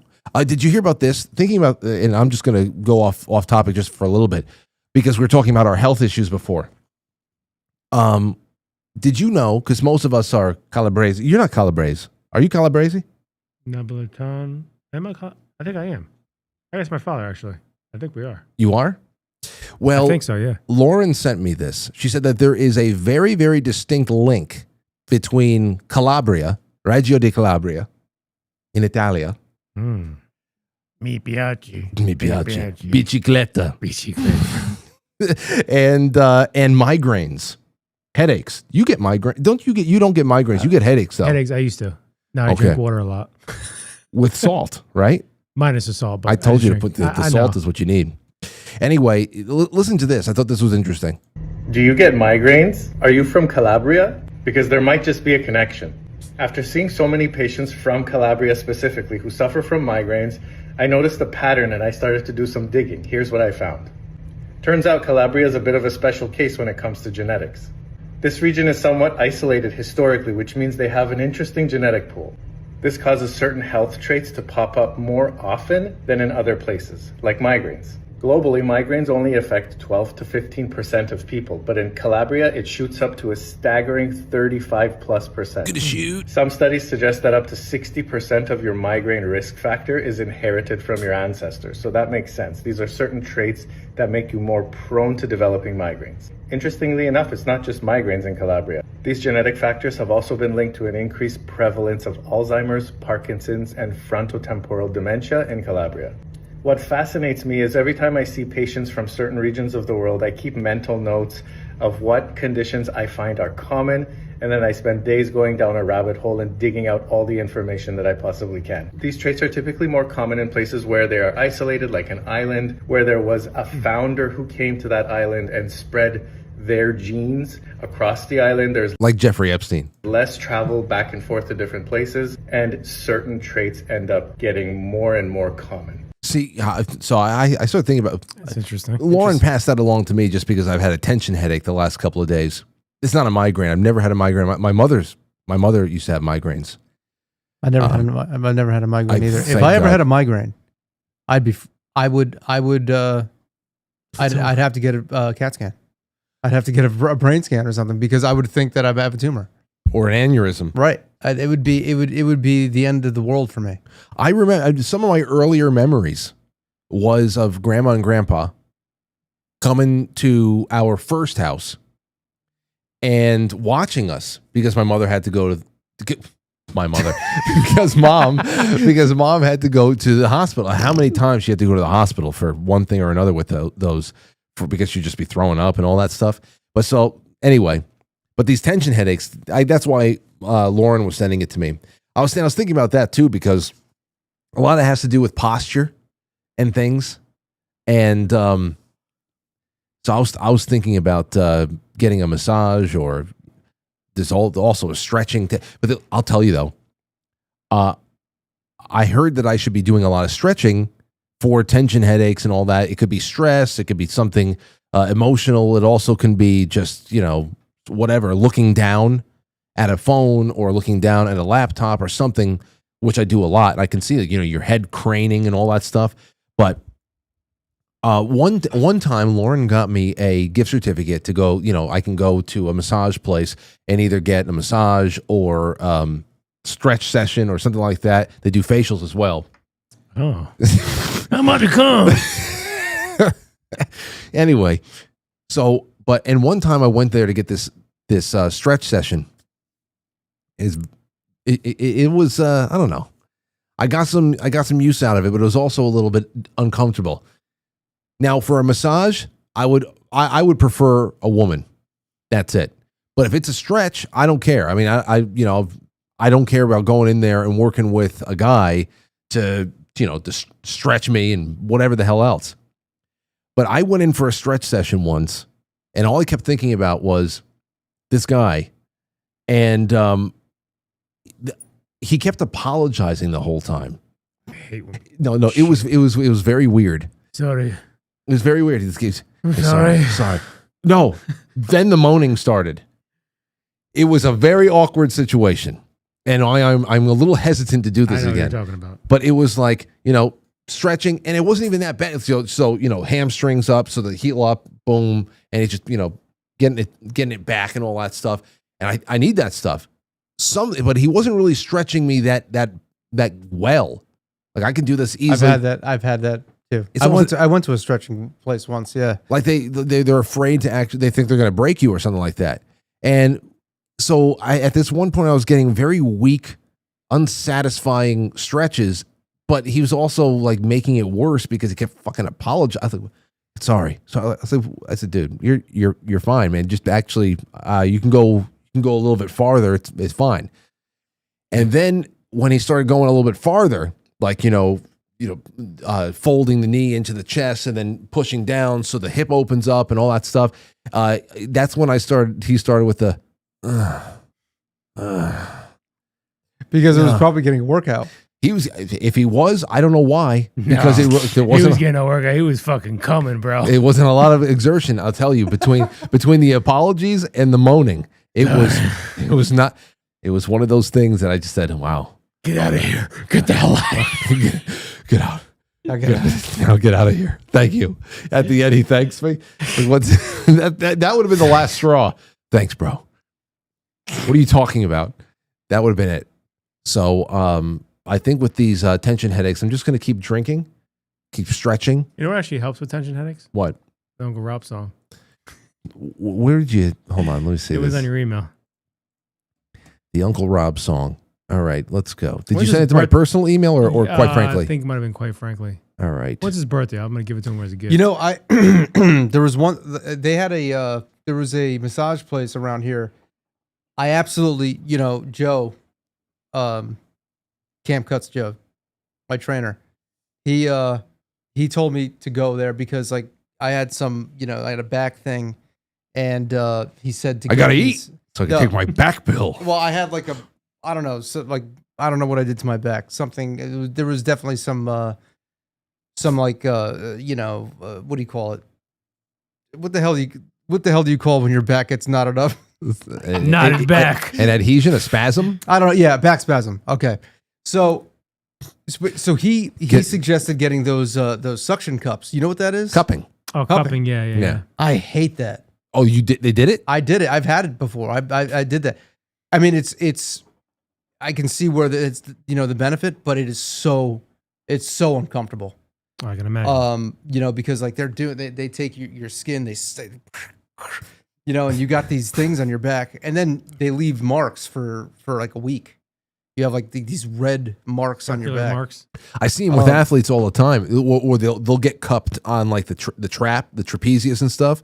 So like if a pitcher or something like that was getting therapy in the training room or something, they'll be there for their next start, and you see this big, this circular pink welt. Yeah. Yeah. So that was interesting. How many bulbs did they put on you? I think it was like 4 or 5. And then afterwards, I don't know what she was doing, but afterwards she got up. I'm like, what the fuck is she doing? And she was like holding onto the ceiling, standing on my back, fucking, stepping on my fucking back. Like those cups, they feel good, huh? I mean, it felt great. Was she an Asian lady? Yeah. Okay. I mean, it's usually the Asian women that walk on people because they're so small. right. You can't put a German woman on you. That's not going to work. Heinz gets velvet. I am trainer of dolphins. Mike, I don't see anything here. I sent it like months ago. Oh, months ago. Yeah, it wasn't recent. Mike Z. Hold on. I sent a bunch of stuff. Let me see. Lyrics and song. You have to win. It's our only hope. Frankie Val is here. What is this? That's a good song. No. This is before we got Trump. No, I don't like that. Some of your songs I can't play on the air. Why not? That's clean. Hold on. Actually, Yeah, but you're probably forgetting things. I gonna never come up. forget. I'm like an elephant. let me see. If I have a file or something in here of the stuff that you've sent me, ZNY funny clips, no. I thought I would put all of your songs, trumpfrank.wave. Oh, this might be Anthony's. What is this? You know, I had the pleasure to meet a young man named Matt DeFabio. Kind of touched his hand up on my car as I walked. Anthony made this. Oh yeah, that's when I was messing with that AI. I was messing with like an AI thing. It's funny because I can actually hear Anthony. Did you use your voice? Yeah, I just tried to do. I don't really do a good Trump impression. Well, I hear Anthony's cadence in this. Hold on. Come out and, rough him up a little bit because I'm not there for games. Yeah, I'm here. I'm the president of the United States, the best president that's ever been, hands down. I walked the aisle with George Washington. I time travel, but you didn't know that. And, we've met a lot of characters along the way. Sleepy Joe, of course. Sleepy Joe, that's Sleepy Fuck. But a more interesting character as of late is who I like to call. It's. But the more interesting character as of late is who I like to call Disinterested Frank. Disinterested Frank, everybody. He hosts a show called Quite Frankly. I don't know, maybe you heard of it, maybe not. Probably haven't because it's not as big as my show was when it was on the air for 15 years. But nonetheless, Disinterested Frank, and you know why we call him that, ladies and gentlemen, because he walks in places looking very disinterested. He looks very disinterested as he chooses food when he sits down to dine with his family and friends. I look this. That's the only thing I know. I didn't understand you guys. Disinterested when I chew my food? Seriously, you look like you don't give a fuck. What am I supposed to look like when I chew my food? I don't know. What am I supposed to look like? Happy? I'm very happy that I'm eating. I just emailed it to you. Anyway, I saw Disinterested Frank. He came and he said hello, and he's a good guy. Not a bad guy, but he has a show called Quite Frankly. Maybe you heard of it, probably haven't. But if you haven't, you can go check it out now, Quite Frankly. And quite frankly, I don't care if you do, because I'm the next president of the United States, going to go for a second term, even though I didn't have my second term right after my first term. I'm the first president to ever do it, to have the second term come after the... No, he's the second one, actually. Right. I didn't know that. Anthony didn't know that. I didn't know that. Well, Anthony, he called it, though. He called it with that one. Oh, yeah. All right, so that wasn't it. Mike, you said you resent it to me? Yeah, email, Quite Frankly. Now, people don't know the back to this, so you sure you want to listen to this one? Well, you could choose from the other ones I sent you, but you don't know what there's in them. I can't. I don't know what's in them. There's another one you sent. Listen to. I found this one. This is ridiculous. All the stupid shit that Mike, the Porchester Dream. You ever see this? You remember this one, Mike? Oh yeah, I remember this. Yep. Ridiculous. This is Mike. One of his many strange dedications to me.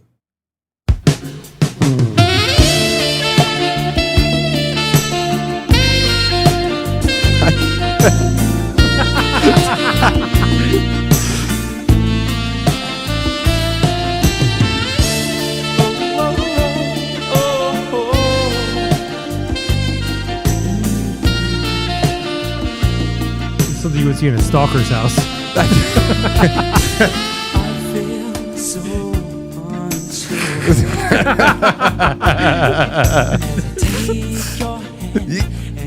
You will. It's all just very weird. Oh, Frank, play your intro video I made you. was to mind a silver screen and all its sad good. I'm never gonna dance again. Guilty feet have got no Directed by Feeding. That's it. Yeah, we needed some credits on that. Very strange. Play your Quite Frankly, the new show intro I made you. What do you mean this new show intro? The song. I had. Did I save that? You Hold had on. to have saved it. Hold on. If you can't find it, I'll send it to you. Let me see. Mike.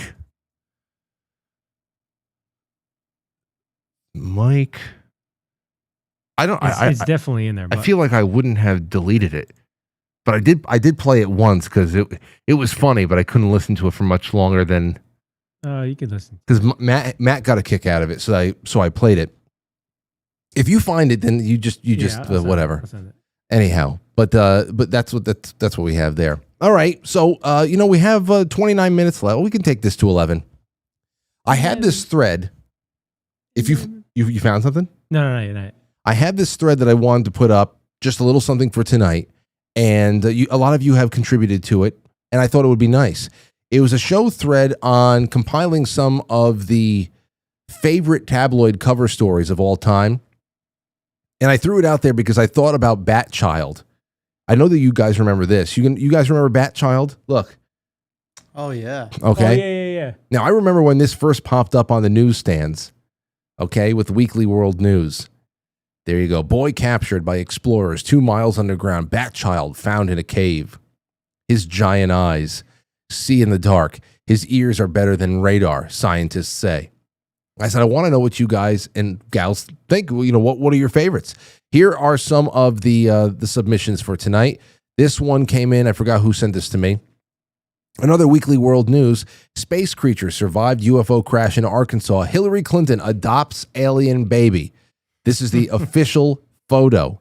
Secret Service building special nursery in the White House. That's the official magazine for What Men year in was Black. that? What year was that? Well, if it's this would have to be between 92 and 2000. Wow. Yeah. That's the first one. Here's another one. Weekly World News. Space alien meets with Ross Perot. The 2-hour summit that will change the world. That's a special 2-page report. Here's one. Is Elvis alive? A bombshell FBI report says Presley really could be alive. A first look at his breaking story inside. And that's what he looks like now. Well, that's what he looked like back in the late 90s. Just kind of getting by however the hell he can. And now, of course, we have the AI that makes everybody aged 70 years, and it looks weird. Bat Boy led our troops to Saddam's hole. That's it. Bat Boy grew up, said we know where he's staying. President Bush plans to award the pint-sized hero the Bronze Star. I loved it. It's good stuff. Good stuff all over the place. I remember seeing these in CVS. Yes. Yeah. I wonder if they're still there. Ask the Men in Black. I just wonder how what it takes to keep these things in print, because now the tabloids are all on we had Clickhole, you have the Babylon Bee, you have stuff like that, the satire. This is straight up classic tabloid stuff though. And I got to imagine that the cost was good and the subscribership was good back then, but who's actually going out there and buying this? I have to keep an eye out for it. Man's 174 mile per hour sneeze blows his wife's hair off. Look, she looks very upset that she's now bald. I was putting Aurora down for a nap today, and she said, "Oh, Dad, you forgot to take my hair down." So I went in there, I took the clip out and all that stuff, and her beautiful, thick brunette hair just falling down. It just waves of like, wow. I said, "Wow, Aurora, your hair is beautiful." She goes, "Yeah, well, I would like to have a bald head too." I said, "No." Really? I said, I don't know if she's trying to make me feel That's good. funny. I don't know if she's trying to make me feel better. I said, "No." I said, "Don't you ever say that." I said, "Don't ever say that." She goes, "Why not?" I want one though. I want Stop! Don't you ever say that. You should get one of those like bold. Get her a bald cap. Yeah, bold cap. I did. Hold on. Wait a second. Oh, that was great. Yeah, no, we were playing with Snapchat. Everyone, I don't post anything there ever. But we used to have we still have a lot of fun with the. Where the hell is it? I think it's so hilarious. Hold on, I'm gonna send it to you. I'm gonna send it to myself. I have so much fun. This is how I got all the chicken nugget stuff. But one day we were just hanging out. It was like early morning or so. So she climbed into bed. Lauren went into a shower, and it was just me and Aurora watching Ninja Turtles for a couple of minutes and just hanging out. And then I said, oh, look at this one. So there was a filter. There was a filter that like makes you bald, but gives you this little kind of like Gomez Adams mustache. And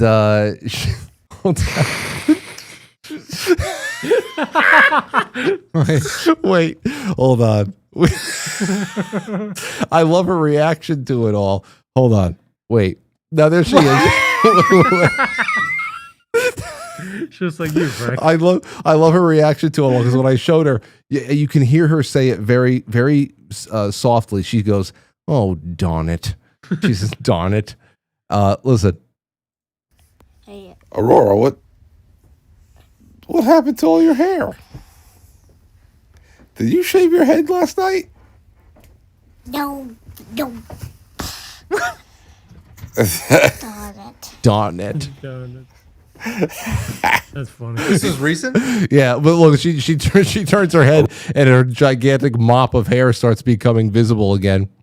I just love it. Aurora, what happened to all your hair?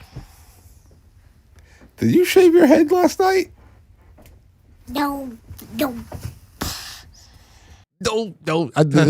Listen to the darn it. Listen to the darn it. Darn it. Because you can't say her R's yet. Oh, darn it. There's just so much. I sent you an email, Frank. You sent me an email. I see it right here. All right, let's see. Couldn't preview file. All right, well, I'm going to download it. What is this? Damn. I want to vote if this is your new intro song or Okay, not. did Anthony ever hear this? I don't know. Did you? Maybe not. This is... Mike made he said this has to be the new Quite Frankly theme. I played it once for Matt months and months ago, and everybody had a good laugh, and I guess I'll play it again tonight because you're here, Anthony. But listen. Oh, no.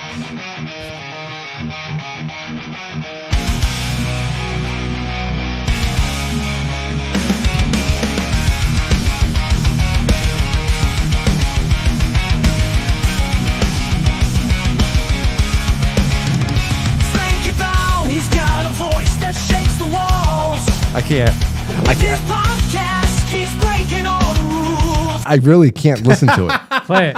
Keep playing it, Frank. Keep going. Don't pause. Talking truth and speaking raw. Bringing guests that make us all feel small. The Quite Frankly Show, it's the place to go. Listen in, let the metal begin. Frankie Val's gonna take you for a spin. We're all hooked on the Quite Frankly Show. Let the hard sound of truth flow. Okay. Yeah, it's not bad. Oh, it's not bad. I can send you some bad ones. Oh, this is not the bad one. No. Oh, good. No. It's the intro song. It's the other one I played for Matt. Oh, was Big and Bad, Big and Tough? No, the swinging low one. Oh, Yeah. yeah. No, all these. I got some good ones, man, but I don't want you to tarnish your show. Oh, I love how really good ones. Your show. See, that's the thing. The one that you made for Frankie and Louis. Oh, I know. I didn't get rid of these things. Oh, here.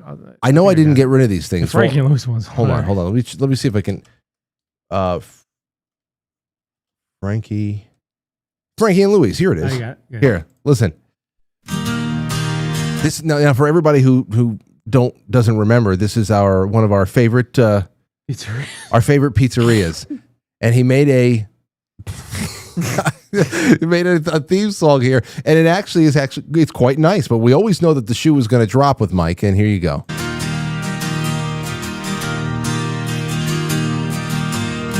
Frankie and Louise, the best in town. Pizzeria in Portchester, we never let you down. Come taste the flavors, the cheese and sauce. Our pizza's so good, it'll be your boss. Where the dough gets tossed. Frankie and Louise, the place to be. KJ's touches magic, just wait and see. By the way, KJ loves this song. Does he really? He should play it in friggin'. He should play it when people walk through the door. pizzeria. It should be playing on loop. Come grab a slice and stay for more. Our pizza's so fine, it'll make your jaw drop for sure. Step right in, feel the heat. The aroma of pizza, such a tasty treat. Each bite is perfection, a culinary delight. At Frankie and Louise, we keep it tight. Every slice, a work of art. Frankie and Louise, a taste sensation. JJ's dough skills, a pizza revelation. Come join the fun with every bite. A pizzeria will make your night bright. Now, up until that point, there's only 45 seconds left. Up until that point, A lot of room for damage to be done. well, you can already tell it's getting it's starting to lose itself. It's starting to lose it. It's going off the rails. You could tell by the last. Actually, it was before that voice came on where it says, "What did it say? Something tight." Like that's like, here comes Pennywise. Frankie and Louise, we keep it tight. Yeah. Here comes Pennywise. This is where Mike starts going. It's almost like he can't control himself. It's like the Wolf Man. All these fucking songs I have, man, you guys have no idea. Here it goes. Pizzeria will make your night bright. Frankie and Louise, the talk of the town. Our pizza's so good, it'll never let you down. Come and indulge in pizza galore. At Frankie and Louise, we always give you more. Come in the back and ask for the Glory Hole special. KJ will personally suck your dick. He'll make you fucking come. Gag, gag, gag, gag, gag, gag, gag, gag, gag, gag. Oh man, see, that was one that the app was good because you could have just used words that you want to use, and then they started getting strict, and I started getting banned a couple times because the words. Okay. So I had to get clever with my words. It's just. I gotta ask. Yeah, what's the process of this whole thing? Like you would give it prompts, like write a song about this, but use these words, or what? How'd you do it? It depends on how I'm feeling that day. Start off with that, and then I would say, the greatest pizzeria in Portchester, this and that. Then I would take what they would give me, I'd copy those lyrics, and I'd take the lyrics, put them into a new thing, and add my lyrics to it, and change their lyrics a little bit. Oh, okay. And I would, dude, I have songs because I didn't like the way certain songs sound. I have like 15 or 20 copies of the same song until I actually found the one that I liked on that freaking app. That's strike of true genius. Yeah. I mean, that's a. What can I say? I mean, the best producers in the world had 500 different versions of one song until they were happy with it. Well, wait. So the fact that this song, it's so you that this song ended with just the word gag over and over again. But the thing that gets me is when you say go to the back and ask KJ about the Glory Hole special. It's not the fact that you say Give you more. KJ will personally suck your dick. He'll make you fucking come. It's the enthusiasm about saying he'll make you come, because it almost makes me feel like other pizzerias around town, sure, they'll give you a knobber. Yeah, they'll do it. But they're not going to bring you to the finish line. KJ will. With his pizza in his mouth. Oh my God. Oh my gosh. So what my question is like, I really, like, I want to know, at what point are, like, what is it? What's the creative process in a sense? Like, what's the setting? Where would you find that you would be doing this? Like, what time of day? Oh yeah, whether I'm in the bathroom That's the perfect time. Or like when I'm like on my lunch break or like just like a like a breakfast break at work, I'll just think of something. I'm like, oh, this sounds good. So I'll make it really quick and I'll just keep on listening throughout the day until I find the right song. Like, dude, I told you, man, I have like 20 copies of each song.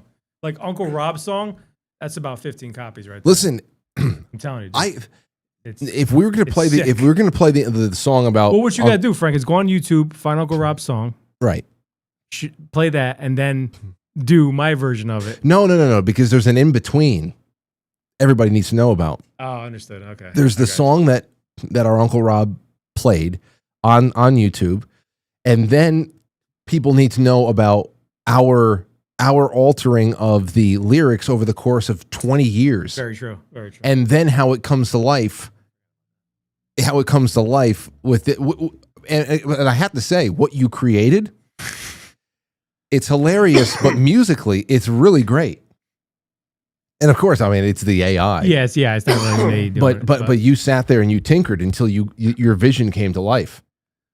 So I don't know if we did that. We're gonna have to take. What do you think, Ant? The thing about it is that Unless- we have to. I forget what's even on it, so I don't know. Like Mike has all these little random things that you're not even thinking about. Like you could be saying something.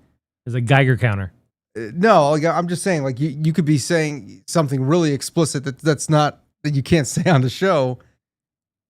We didn't. What I'm saying is like we didn't properly screen this. Understood. Right. Understood. Before we play it. You know what I mean? But that's one of those things I would like to bring people on that journey. We should vet it. We have to show Uncle Rob. Oh yeah. When's his birthday? When is his birthday? Is it a? I think it's a summertime. I think it's summertime. We'd have to show him. He'd have to know the whole story first. He doesn't even know that this has been going on the last 20 years. He has no idea. He doesn't even know what we've done. He has no idea. I know. So, there's just so much. Frankie and Louise. That's all I have. I mean, there's a lot of other stuff here too, but I think we have a good one, and that's all we. I'm actually reading the lyrics for it right now. It's not bad. Okay, It's actually not bad. Let me see it. Let me see it. It's right there. It's not bad at all, actually. Let me see. It's pretty quick. Like stuff like that, I wrote myself. I didn't use AI to help me with. Yeah, we're gonna need time to tell the story. Understood. That's fine. It's gonna no context. I just wanted to hear it, I'll play it. I'll play it on the way home. Yeah. One song we have to listen to before we leave. Which one? I made the other night. I did a when I opened up the show. What the hell was it? It was it was when Elon Musk and the Doge audits really started kicking up, and everybody started learning about these young 19 to 25-year-old interns that he was bringing to all these government agencies that are completely corrupt and just soaked in stolen money and all that shit. And we were learning about some of the tag names and the code names for some of these guys that were going in there and doing the work for Elon Musk. And one of the kids' names was Big Balls. Did you hear about that? No. Yeah. No. This 19-year-old kid that was like showing up, that was being put to work at Treasury or somewhere else. He's going in there. He's running these programs. He's taking an accounting of accounts payable and receivable, just starting to see just how bad things are. And he's known on the internet as like Big Balls, he calls himself. And for a whole week, mainstream media, whatever the hell's left of it, is suffering the indignity of actually having to talk about Big Balls and what Big Balls was doing and his background. It was a hilarious couple of days. It really was. But I opened up. I said, what do I open up with tonight? Because we're going to be talking about Big Balls. And I kept thinking about crotch duster balls. Oh yeah, Biggity balls, biggity ball. So I started listening to Crotch Duster again, and I tried to get what's his name, the guy behind it all. I found him on Instagram, found him everywhere. The producer, I'm really trying to get him on the. And you know who might be able to actually link us up with him is Tim Gorgon, because they're all. I know. Yeah, I've come in contact with people who know him. He's active on the internet. You should try to get in touch with him. Say we'd love to talk to him on a Saturday night.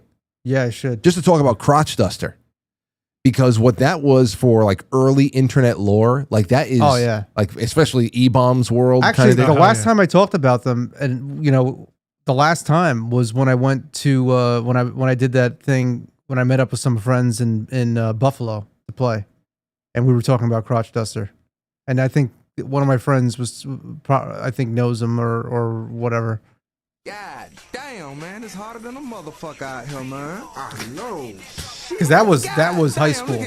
I remember. Some weird This was high school right here. Mammal Sauce. Yeah, Mammal Sauce. And this is the first thing that we found. And then we went into the whole album and yeah, high school into college. It's all inside jokes, and it runs the gamut of all different types of genres, from death metal to hardcore to pop and polka, all this stuff. It's really a trip. But we used to drive around all throughout the evening. And in Mike's car, in Mike's Buick, in Mike's, in his Explorer. And I just remember cool, sweet, late summer nights driving through Greenwich and Rye and all over the place and just playing things like Fear Factory and of course, Mammal Sauce, and playing at the end. This is not going to make sense to a lot of people out there, but still. God damn, hold on. Well, also, let me just say one thing about the end. This is interesting because this came out probably like in 2003. Like they probably released this around maybe even like 2002, 2003, because it was making the rounds, and we were listening to it in 2004 around that time. But there's a part of this song where he goes full auto tune, like, and we're like, and I remember us thinking like, oh, this is like, it's like the Cher song, okay? Because up until that point, it was just the Cher effect. This was before T-Pain. This is before T-Pain. And it's very well done. Yeah. So like, and then I remember you were like, once you get your head on something, like you really want to get it, figure it out. So you ended up messing around with auto tune. Shortly after that, but like, it wasn't until maybe 3 or 4 years later that T-Pain came out, and it was like, oh, he's using the Cher effect as like a thing. And then all of a sudden the industry busted wide open with people doing it in pop music. Well, yeah. And you're going to see how beautiful this is. Like we would go to the end just so that we would drive around and harmonize with each other. Now, here's the lyrics for you guys for the part you're going to hear. What is it? My mammal sauce is the best mammal sauce. I spread mammal sauce on my wang. We eat mammal sauce in Bill Williams' loft, and we eat a bucket of Tang. Something like that, yeah. My mammal sauce, my mammal sauce. It's like, what is mammal sauce? Listen, these are inside jokes, but it didn't matter because we just loved it so much. And at the end here, they go through, like, you can tell it's like Glenn Danzig style. They go to Metallica, then they go into that auto-tune Cher kind of a thing. And then let's do like a Barney from The Simpsons voice too. No, I think that's Glenn Danzig. Oh, is it's it supposed to be Danzig? I didn't realize that. You know what? Really? Until years later. It sounds like Barney from The Simpsons. But hold on. Here it is. Here it goes. I just want to listen to this and go back in time. I'm in Mike's Buick.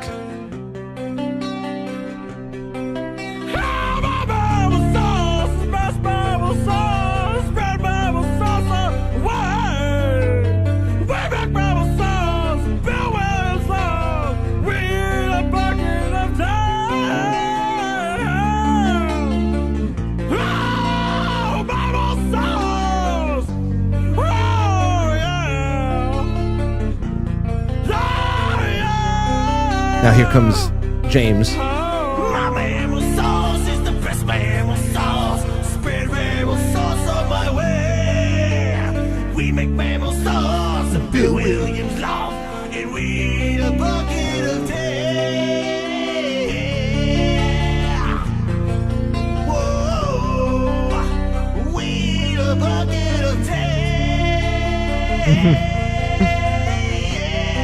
Here it goes. My mammal sauce is the best mammal sauce. Spread mammal sauce on my way. We make mammal sauce and Bill Williams off. Then we eat a bucket of day. Oh, we eat a bucket of day.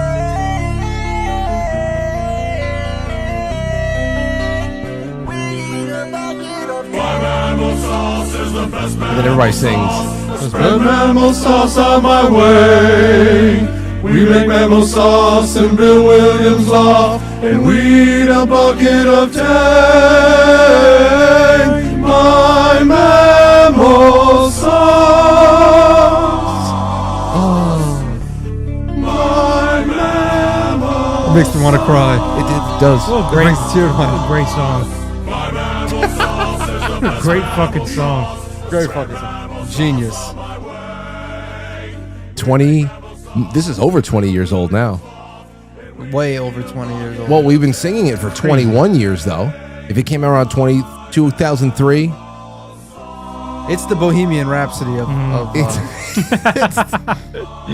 It's the Bohemian Rhapsody of our time. People don't even know about it. I remember, but like it was one of those things. Well, it was my senior year of high school, so like you were, for you guys, I mean, you were a little bit older, but for my senior year of high school, it was making the rounds all through school. Like there were just kids randomly singing Mammal Sauce in the cafeteria, like, and again, for this stuff to get around, you had to be hanging out on certain websites. There wasn't sharing. So, wherever the hell you were finding it, it predates YouTube by a few years. You had E-Bombs World, you had E-Fucked, you had all these other things. How the hell did we find this? E-Bombs World was like everything for us. What's his name? Not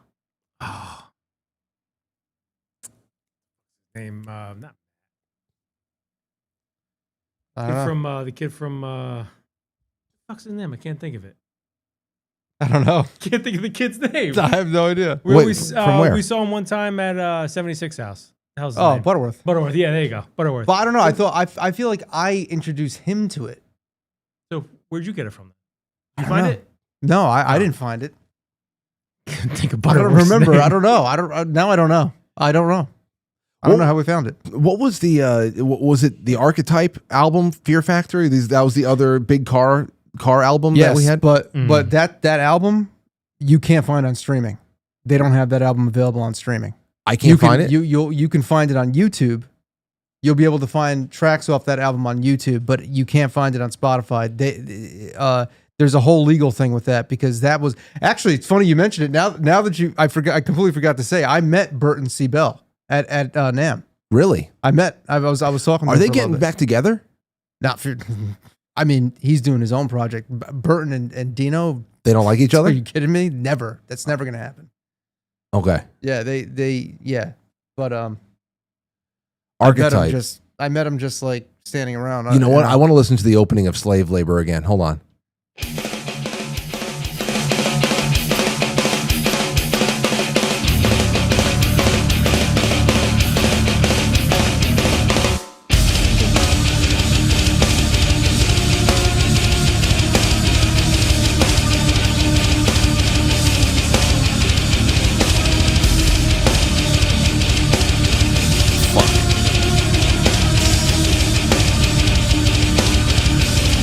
Awesome.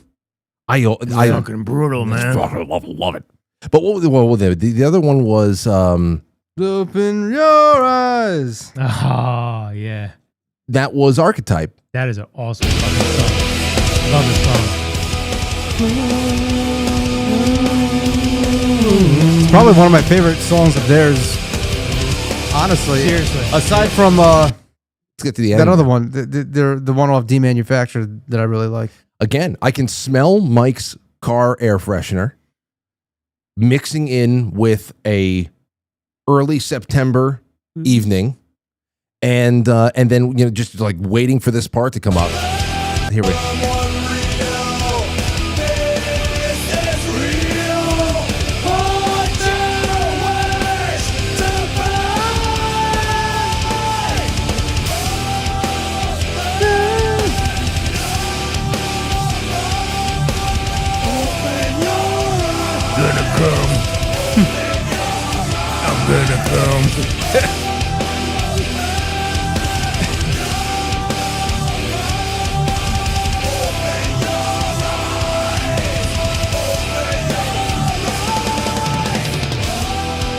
It's so good, man.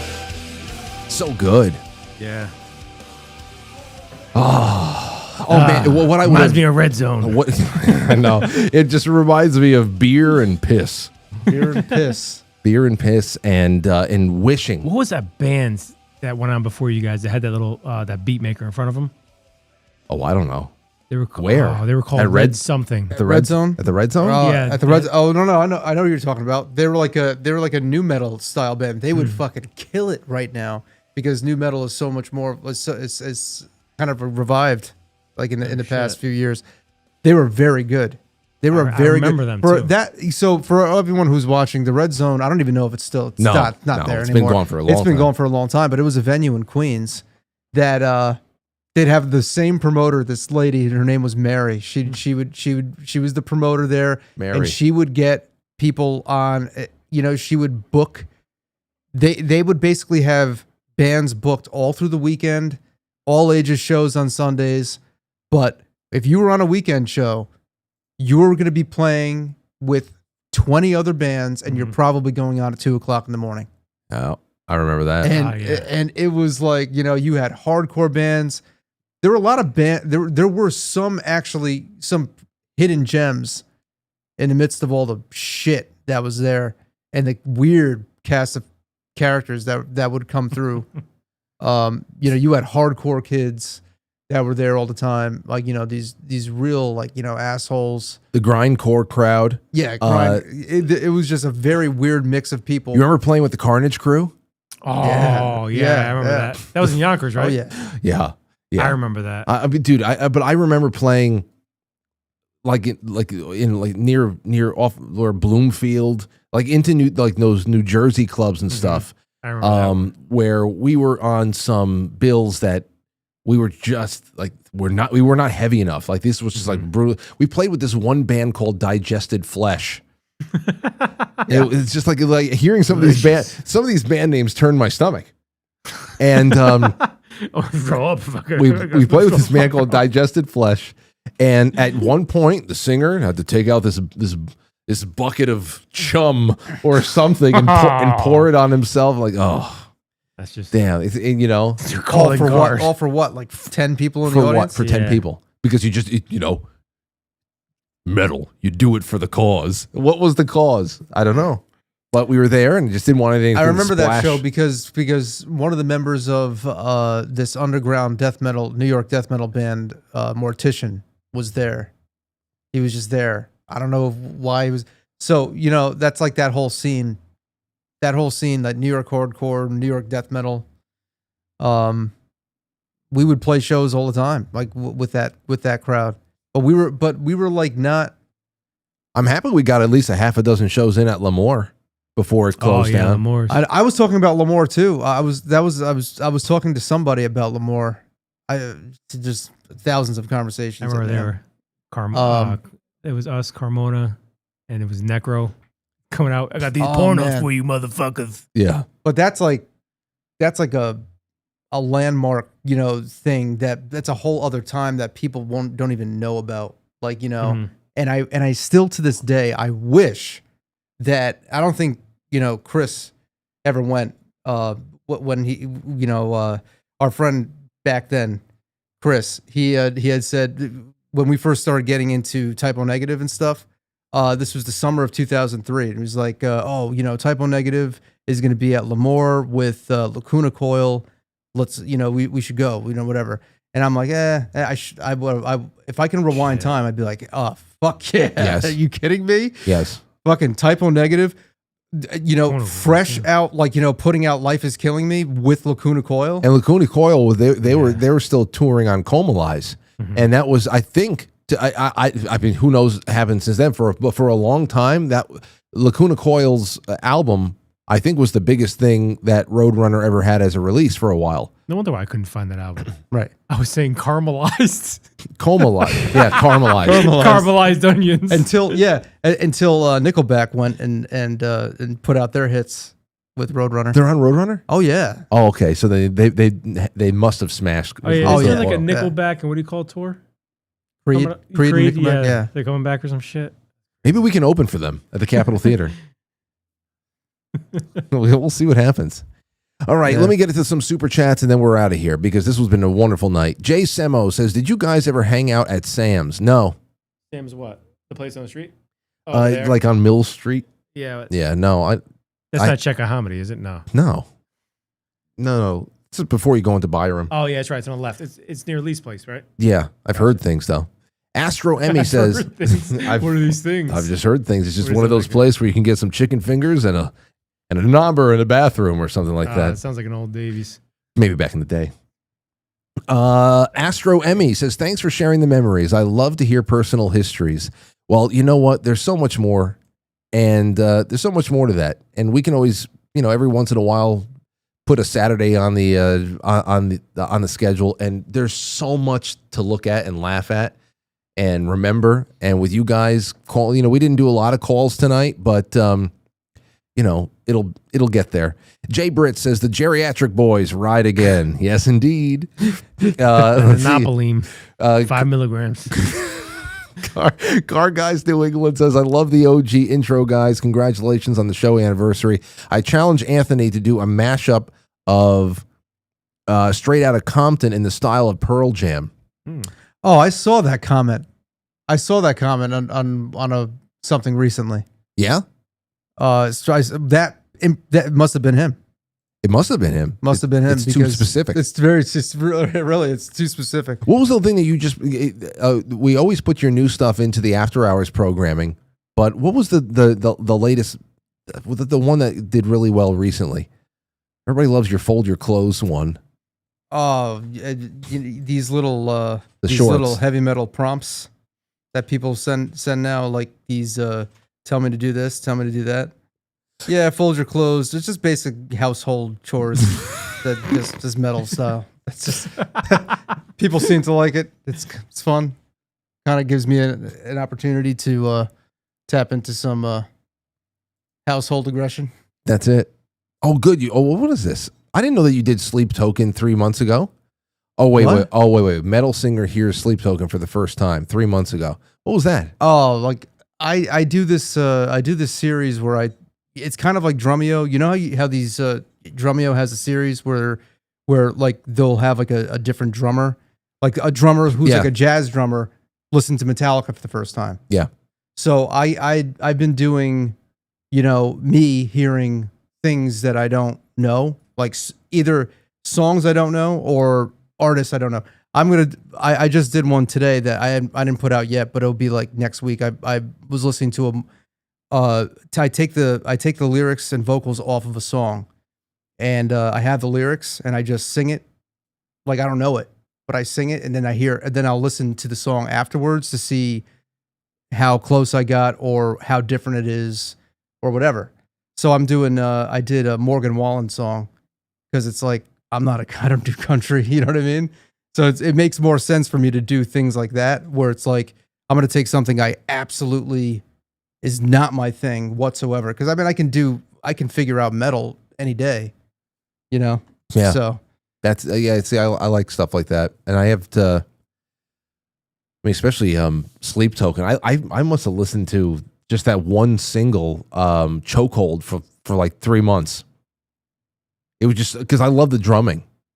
The drumming is so. There's a lot of Sleep Token that's really good. Yeah, Some of it, like I tend to just kind of, I do a lot of skipping with Sleep Token because his voice is just a little too. I don't know if it's too specific. It's too repetitive sometimes, and I just like and some of the more poppier stuff is just straight up pop. Yeah, that I'm just like, well, okay, this is cool. But lyrically, they're great. Like there's really good lyrics. There's depth to it. It's not cheesy, really. Yeah. It's artistic, and production wise, they're just I just love that modern ethereal like atmospheric production. Soundscapey shit. That's what it's like soundscape. It's raw. It's raw. It's got electronics. It's raw. Yeah. Okay, Porpoiseful. Thank you. Steven and Lori says you almost miss you guys. Old folks, CRS. Thanks, Twix said you were live. Tomcat74, thank you. World Debt Now says, this is so awesome. Cheers, all. Vesper, congrats on 19 years, guys. That's one at Metonic Cycle. And then Amethyst Cat says, happy Saturday, Frank, Aunt, Mike. Happy 19th. Yes, well, next year's 19th. Hey, next year's going to be a big one. I don't know what the hell we do for... Have Aurora here. We have a real rager. 20th. What are we going to do? Anyhow. Have Lorenzo here. All right, you guys been... Yeah, we'll bring Lorenzo in. Might get that make that happen. All right, everybody. Alrighty. Have a good one. Take care. Be well, and good night. I'm going to come! I'll catch you on the flip side. Bye, folks. Bye-bye. Bye.